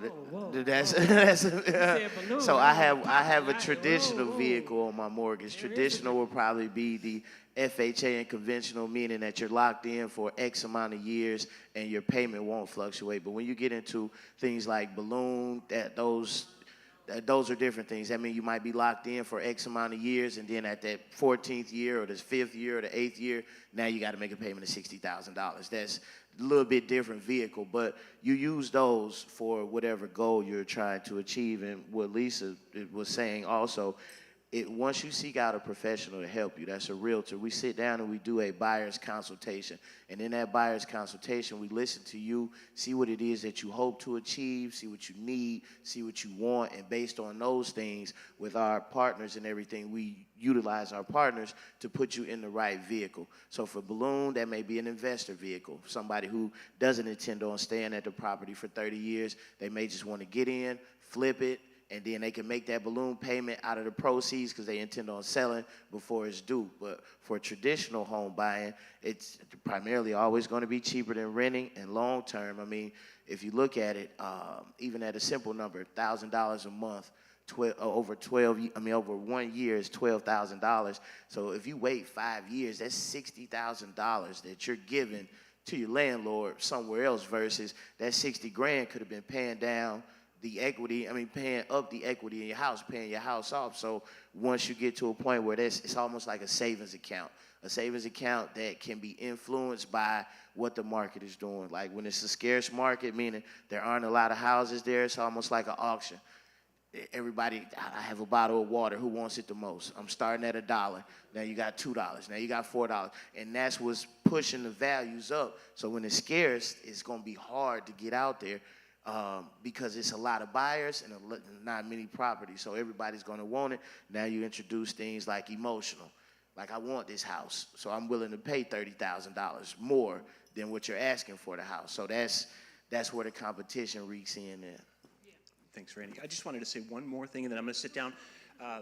If you're in the room and you're a renter, if there was no such thing as home appreciation, and there is, with great assurance there is, but if there was not, you would still be paying. If I'm paying $2,000, I'm renting, Lisa's paying $2,000 a month, she's owning, and there's no such thing as home appreciation.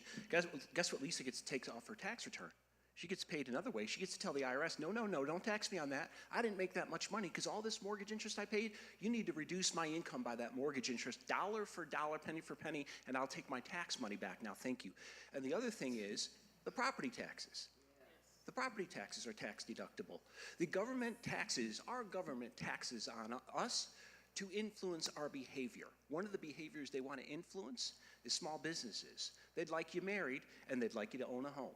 That's why you get those tax breaks. So let's take advantage of the tax breaks and not make, landlords like Randy rich. All right, I'm going to sit down and pass the mic to Lisa. Yeah, there you go. Thank you, guys. Yeah.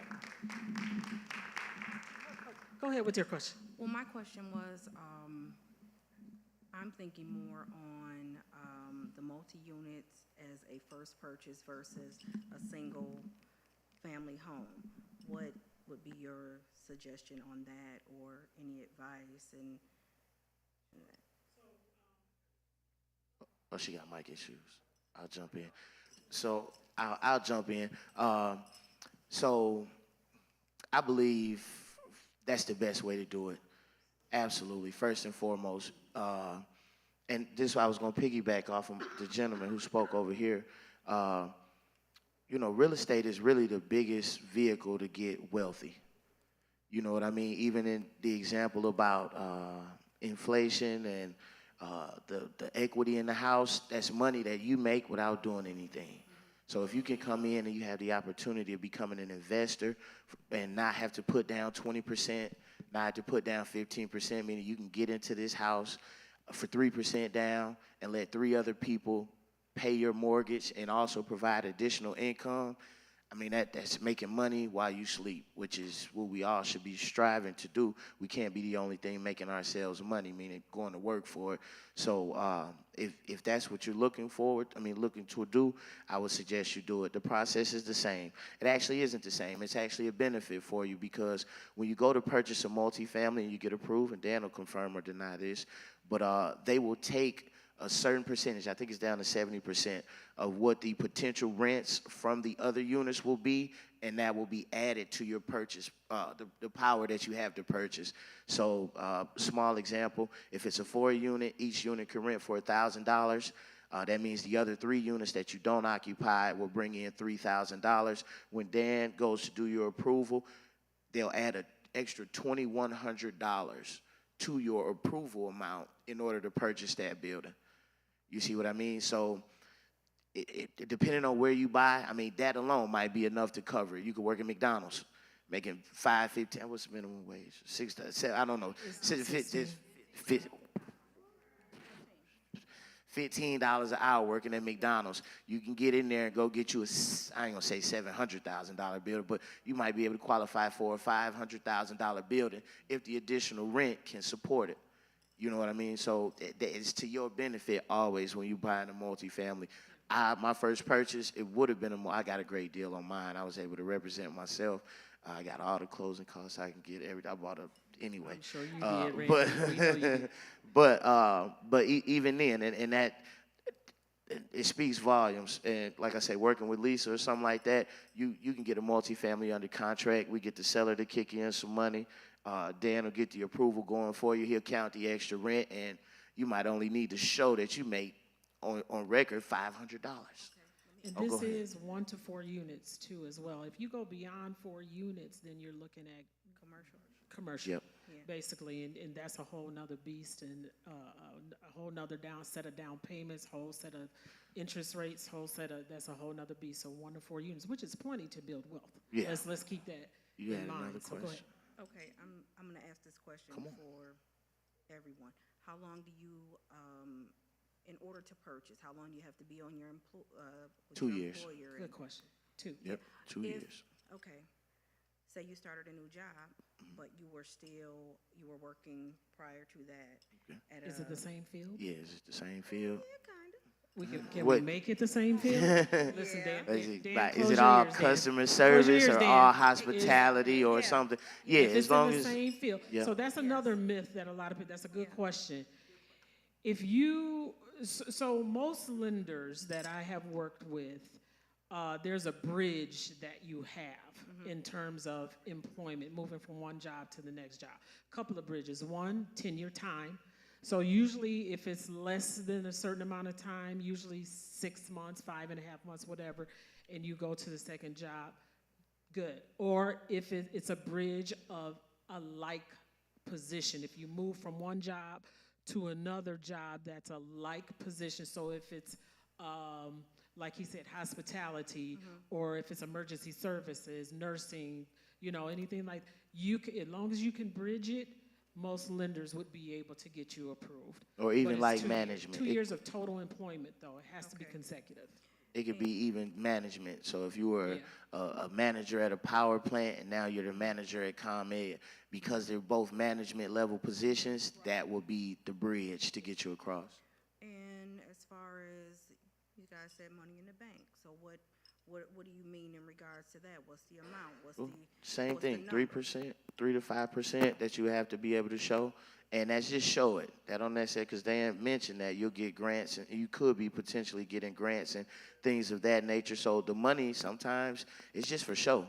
Meaning you just have to see that you got 3% in the bank. But when you sit down at the closing table and they do their final calculations, there's so many things that go in to offset what you have to bring. That would be the grants that he's referring to, or that would be the Joliet down payment assistance grants. All you may have to do is just show it.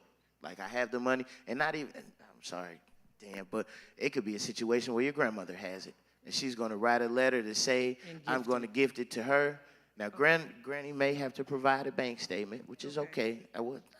Some people don't like providing the bank statements, but which is okay. So even if you don't overtly have all of the money, but you have someone who does and is willing to write a letter to indicate that they'll gift you the money, that you still qualify. Yeah, 1 to 4 unit is treated is like a residential loan. Mm-hmm. So there's similar qualifications. Yes, ma'am.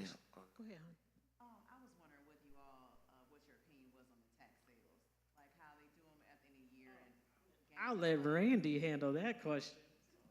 Randy's an investor, you guys, too. Well, I bought quite a few tax sales. So Will County specifically has an annual tax sale every year.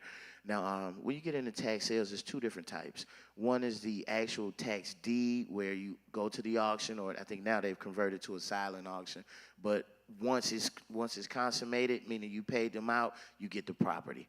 I'm all for those, but the other ones are tax certificates, meaning that if somebody goes delinquent on their taxes and doesn't pay, you purchase the certificate, meaning if the taxes were $3,000, you pay $3,000 plus whatever the fees were, and if that person chooses to redeem those taxes, they pay you the $3,000 and they pay you additional interest as well, and that can go up to 18%. And if they don't pay, this is where it gets tricky. You have to buy them for 3 consecutive years in order to take over the property. And that means if somebody else sneaks in and pay the second year and you don't get it, you're stuck. Or if the homeowner comes in and pays the second year and you don't get it, you're stuck. So I have a tendency, just me, I stay away from the tax certificate sales and only towards the tax deed sales, because once you pay for it, you get the deed and that's it. Yeah. Yes, ma'am. Yep. Yeah.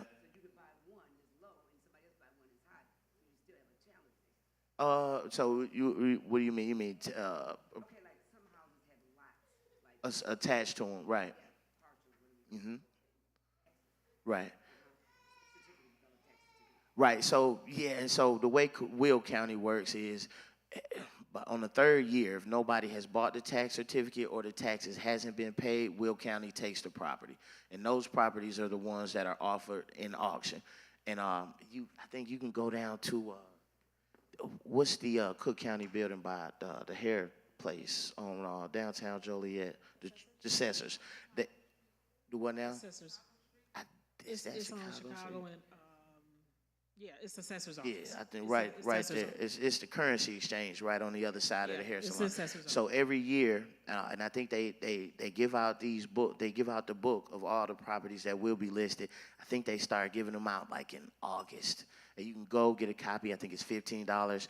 And every lot in Joliet that is going to be offered for sale is in that book. They break it down, the dimensions, the location, everything. And once it goes up for auction, I think the auction is the day before my birthday. It's like September the 10th every year. It's actually online too, so if somebody's Yep. delinquent in taxes, that is public record. Yeah. Don't make it easy to find though, Yeah. but it is Yeah. online Yeah. where you can find this information out. Yeah. But you're right, Will County is 3 years, so you have to be Yeah. able to, if it's property, you have to be able to acquire or purchase those taxes all 3 years and not let somebody get in on it. between 'Cause it, if yeah. you do, then, because anybody can do that. You also have to register to also, Yes. the auction, you have to register to be a part of that. There is a fee for that. And then you're able to bid, but you also have to bring a certain amount of money to be able Yes. to bid. Yep. And you have to be able to show money to be able to purchase Yeah. too. So you just can't go to the auction and just think I'm gonna get a $3,000 property or whatever. Not anymore. That was the first one I ever bought. I went to the. I'm sorry. That's not and gonna I got happen. time. I haven't That's said not- much so I of hope anything. that, hopefully Take that my helps to time. answer that question. What I'm sorry, but so the first auction that I went to before they became the blind auction, it was actually auction style. The building was over there off Stryker by that elementary school, and you go in there and you raise your hand to bid and everything. And I've had success. I bought a property in Lockport for $2,200 on Fairview, and I was able to sell it for like 14 grand a few months later. But it's not like that anymore. And what I suggest is whatever you do your due diligence. Don't just take my word. I'm a professional. I've done it, but I don't want you to come back mad at me because you didn't. But do your research. Talk to the people down at the county, the people hosting the auction. You can call them and get the information from them, and they'll tell you what the process is, how long everything takes, and what it all comes with. Okay, go ahead. Yes, ma'am. Two-part question. So are you saying the deed and certificate sales are within the same type of auction, so just making sure that you know which one you're bidding on? Or are you saying it's two different auctions? Right. So I think there's 13 states out of the United States that do both tax deed and tax certificate. It varies from county. So Will County is one that does both tax deed sale and tax certificate sale. Now, I'm kind of confident that the same company that hosts the tax deed sale does do the certificates as well. But again, at the assessor's office, they can give you all of that information. They'll tell you what company, they'll tell you the cost, they'll tell you everything. Now, Cook County, and I'm not going to get into it real big, but Cook County doesn't do tax deed sales. They just offer a similar version of the certificate, in which you have to buy the back taxes 3 years consecutively, and then that gives you the right to go in front of the judge and like force a foreclosure, saying that the owner now owes you, and because nobody has paid you, you can force the judge to deed the property to you.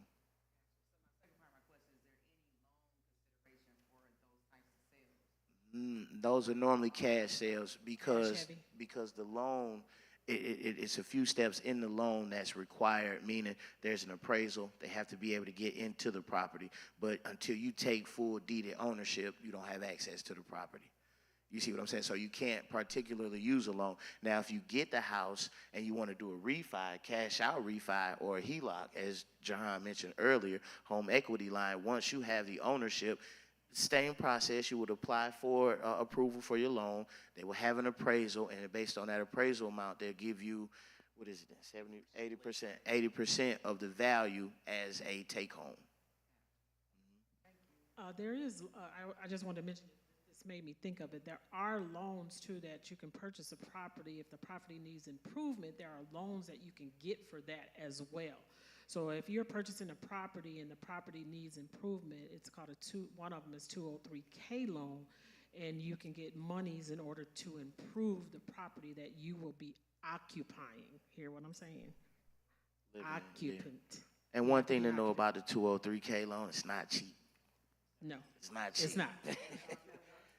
But it's not the only option. That's just one of them. So if there was a need to buy, if you you had a desire to buy a home and make improvements, there are loans out there for that. That's basically what I was trying to mention. So, we're almost wrapped up here. And before, everybody knew to no, answer your questions. You're welcome ask to me. answer more. Yes, ma'am. We got quite a few agents that are licensed in other states. I'm licensed in Atlanta. Georgia, is there license? The question: do we have any in other states? Yeah. Sorry, we'll get up with the mic. I'm sorry. Yeah. So we do have quite a few agents that are licensed in various states, and if not, we got great agent partners. I got some great friends of mine that are licensed in Missouri, Indiana, Tennessee, all over the world. So if we can't serve you, we could definitely find somebody that will be able to provide equivalent service as well. Okay, so just wanted to say before you go, if when you leave there, we did bring some sandwiches and refreshments in the back by the kitchen. You're more than welcome to help yourself to them. I know some people already left. I hate that I didn't mention it, but we did bring some things for you guys to take with you. So basically, in this book that we gave you, page 4, it is kind of a roadmap of your process of preparing to buy.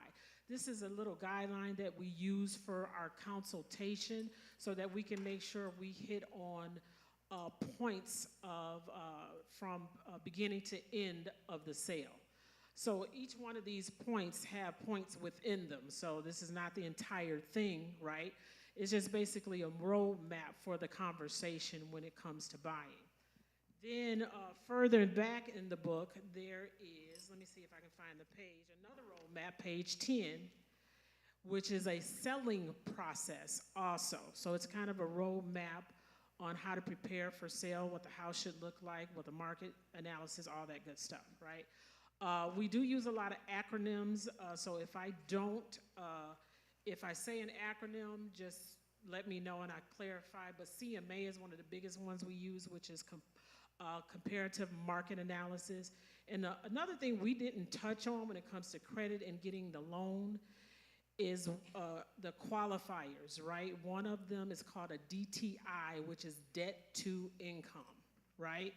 So one of the things that the lenders do is just what I said, kind of in that planning process that you do in the beginning, what those numbers look like, do you qualify? The lender is going to do the same thing. He's going to say, what is your income? What's currently going out? And based on measurements that we have on the back end, we determine whether or not you're viable in order to be able to get a loan. Some lenders can go up to what we call DTI 50%. Some go to 43%. There's a front end, there's a back end. There's a lot of numbers that are included in this, and I can't even tell you what all of them are because my brain is jumbled just thinking about them, right?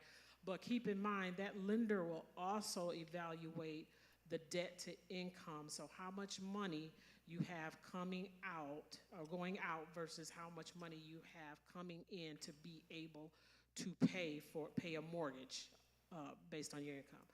The other thing I wanted to talk about real quick, and we're available for questions after this, because next week we'll do real estate a little bit, but next week is going to be basically about planning, basically about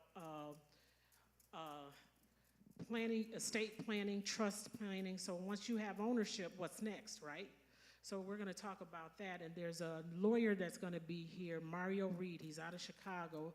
This is his lane, and he's going to be here giving you information and answering all of your questions. So one of the things, though, I wanted to hit on, is anybody here self-employed? Okay. So what we run into at our agencies, and I don't want to point anybody out, right, but I'm going to use a certain industry. Beauty and barber industry. We get a lot of clients that come in from that industry and they want to purchase, and when they do their taxes, they show no income, zero, because they're trying not to pay taxes, right? You have to show income. A lender has to see income for you to be able to buy.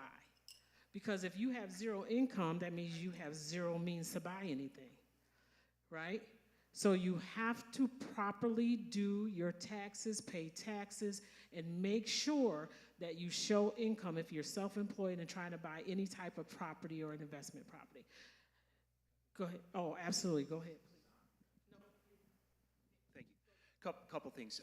You unboxed a little bit more than you thought you did there with the debt-to-income ratios. Just so that you know, on the debt-to-income ratios, not all banks are created equal. There are, as Lisa mentioned, 43 is a number. So think, what's 43? So if you're making 10 grand a month, 4,300 would be all you could spend on your new house and all your expenses. So there are lenders that will put a line in the sand at 43 because after the last financial crisis, there has been legislation that came out that said, guys like me gave people too much money and I can be sued if I do that if it's over a 43 debt-to-income ratio. So 43 is where you're going to find some of those, I don't want to name any names, let's just say the improper fraction, they'll be at 43. I'll give you just the initials, PNC, they'll be at 43. So yeah, those bigger ones are they're gonna be there. Yeah. So then there's lenders like myself where we'll go all the way up to 55. And there's alternative ways we can look at income as well. If anyone's 59 and a half in the room or greater, we can always start some sort of distribution from retirement funds that I can forward, extrapolate 36 months and use that as income. And then finally, if you're buying investment property, Randy made this point earlier, those other units can be enough. You don't have to necessarily have a 9 to 5. So I just wanted to, add that. If I can, go ahead. No, you got a question. Okay, so I just wanted to break down the debt to income. I want to put some numbers to it. I'm a numbers guy. My degree is in statistics. So if you make $48,000 a year, that's $4,000 a month. Going off of, we'll do 50% to keep it normal. So if you make $4,000 a month and he says debt to income, that means they're going to look at what you can spend to live and for your living expenses as half, 50% of the $4,000 a month. So now that's $2,000. Right? So they're going to take out any car notes that you have. The brand new car you got outside, that's $700 a month. That's going to directly impact how much house you can buy. So if you look at that $2,000, take the $700 away, now you got $1,300. Say you got student loans, $200. That brings you down to $1,100. Say you got another 4 credit cards, and they may go off of minimum payments, but say collectively all the minimum payments are $300. Now you went from 11 to 800. You still can get approved, but it's only going to be able to afford a mortgage that's $800, which is why what he said earlier, why we getting away from as a demographic buying houses is because we're making the bigger purchases in the wrong order. Correct. You see what I'm saying? So if you go out and get that new car, you're eating up your house. Versus if you go and even make it a little more clear, when you go to get approved for a car, they really don't care about your debt to income. It's larger. So you could be paying, you could be at 65%, and if your credit is right and you can afford it, it looks like, they're going to approve you for a car. But if you go in the opposite way, the bank is never going to over-approve you. You see what I'm saying? So you buy the house first, get settled with the house. That might mean you might have to drive your grandmother's Crown Vic for a little bit longer. You know what I'm saying? But you can get a house. Right? And then once you get that house, you take you a couple months to get stable, realize that you can afford it and what comes with the maintenance of it and bills and all that stuff. And then you go buy an investment property. Still don't buy the car. You go buy the investment property and you let those proceeds pay for the car. You know, that's how rich people get rich. They spend their money on assets and let the assets fund their lifestyle instead of using our money to fund the lifestyle, because after the money's gone, the lifestyle is gone, right? Well, the credit card is an emergency. The credit card is only used to build credit and emergency purposes. I got one credit card. I think the limit is $400. I don't need it. I just need that open line, and that's what Jahan was saying earlier. I've had a credit card for 10 years. You see what I mean? So I'm not supposed to use it? You're not supposed to use it. Absolutely not. Why y'all didn't tell me that before today? Well, no, I mean... Listen, your credit card should not, you should not use your credit cards in order to be able to live. Yeah, it's for emergency purposes only. And that's where we mess up a lot. You know, Amex give you that $10,000 line, and you at the Gucci store. Next day. Sorry, Pat. Did he just... Sorry. Sorry, Pat. I mean, but that's the trick that we fall into. We think that credit line is free money. It's not. That credit line keeps you in a position where you can't build wealth, which is real money. Real money is the wealth. Like I said, go back into the rental example. If you're a tenant for 10 years, that's $120,000. If you could use 120 grand, raise your hand. Y'all don't know how to raise your hand for real, but that's what I'm saying. But that is the difference. And utilizing the credit the wrong way, it prevents you from being able to utilize it the right way, costing you more throughout your life, never allowing you to get in a position of where you got two houses that funds your cost of living and pays your mortgage. Now, if you want to go try to be a beautician and give up your job as a mail clerk or whatever, chase your dream, now you got the financial freedom to do so. And now when you leave, that's why, you know, I watch a lot of YouTube. You ever heard somebody say, well, the economy got bad and, you know, their wife lost their job and they don't care. They could care less. She'll go get another one or she'll be at home. That's because they've set their situation up to where their lifestyle is being funded by assets and not by you. Because if you go down, if you get sick, I mean, it's over with. You one financial hardship away from ruin. It could be an accident. It could be somebody in your family going down, and boom, now you out of there. Now you done went from barely making it to give me all your money. No, not like that, but pay those cards down. Use them only. Get a card. If you have to get a card to build credit, that's fine. You do. Buy some socks, pay it off the next day. Yep. Like next month. Like, yep. It's just a vehicle to build credit. It's not build free that wealth money. first, and then have the freedom to do whatever you want to do. So I know where people are hungry and ready to go. Yeah. So two quick questions in regards to the credit cards, since we hit that real quick. So if we have the credit cards, should we close them? No. Absolutely not. Okay. If you have Okay, multiple, just making sure, because some people have the notion that when they have those credit cards, they want to just pay them off. They pay them off, and then they say, well, so I don't have to worry about this debt. They don't have to worry about, like, people they tempt, and they increase your limit. They get it higher, and then you be like, well, ooh, see, that's part of that is you, not you, the individual. Part of that is the individual. You got to be in this process. No, it's not. No, I mean, you as the individual. And part of this process isn't easy, meaning you have to be disciplined. You have to be diligent in building or repairing your credit. When Dan requests any type of documentation from you, or he gives you a blueprint to get there, you have to be diligent in getting it done. And because you can see the importance. I just talked about how it can change your life. If it was that easy, everybody would be doing it. So yeah, you might get a line. And once your credit increases, you're gonna start to see your mailbox gonna be flooded with, hey, we'll give you $30,000 if you come on down. No, Don't do it. no, thank you. Yeah. Like she said, when the lady at the Macy's or the Pink or the Victoria, wherever the women shop, you can get 30% off and we give you 50. No, ma'am, I'm buying the house. But gotta stay keep in focused. mind too, with your question, keep in mind, they will close cards on you too if you don't use them. Yeah. So there's a fine balance when it comes to your credit. It's a setup. It's a setup. So if you do have the credit already and you're not using it, don't buy some penny candy. Buy something, right? Because what happened is, because it happened to me last year, I was devastated. I lost 50 points. I got them back though. I lost 50 points, but I was devastated. 2 cards, they closed them because I didn't use them, right? So I learned that lesson. So even if it's furniture stores too, I don't need furniture every day, but go buy a lamp. You feel what I'm saying? I already did it. I did the deed already. So if you have them already, go buy something. Go buy a picture. Go buy a vase. But whatever it is, buy socks. Still keep the credit card rotating because they will close them on you and you lose points. Wow. The one thing that I wanted to share with the folks in the room that are self-employed, if you're self-employed and you're like most people that are self-employed, your tax returns don't reflect your buying power. You're purposefully asking the government, please don't tax me on that, I didn't make it. Fine.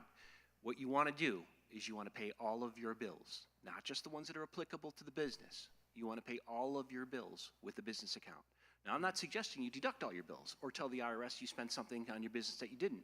What I am saying is every lender like me who looks at your debt-to-income ratios will say, oh, you've got 12 contiguous months of the car payment and the Amex, and even the student loans are paid through the business. 2 thumbs up, not even counting those. I'm ignoring them. So now that, as Randy said, that $2,000 stays $2,000. It doesn't go to $800. So just something to keep in mind. Oh, and you can show me the draft before you file it, and I'll make sure it works. Oh, now see. This is my last question. So I just want to be clear on this.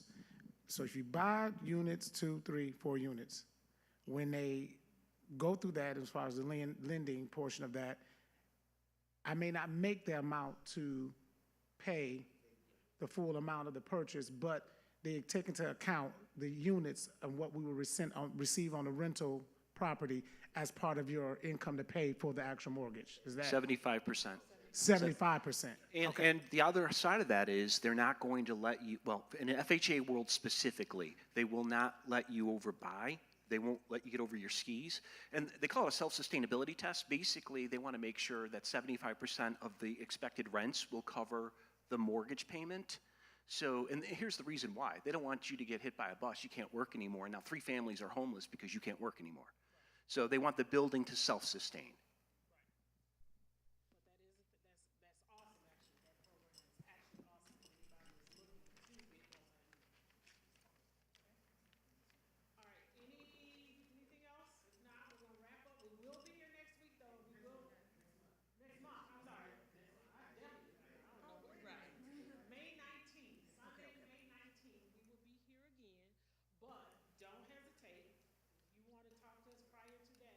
Please, my business cards are outside, and in the booklet, I'm in the booklet, and Carmen also, our broker manager, is in there too as well. And then Randall has electronic business card, and all of our guests here have a card too. So if you need anything, need our services, need a consultation, need to get started. By the way, just a positive story, I had someone come in for a consultation about a year and 3 months ago. We sat down and we gave her a strategy of what she needed to do. She was disciplined, did that strategy, and now she's on her way to home buying. So she came back here. So if you need accountability partner, here we are, okay? We'll help you through that process. Please grab a sandwich, and if you have any questions, just let us know. Yeah, in the kitchen here. Okay? All right. Thank you guys. Appreciate it. Let's give our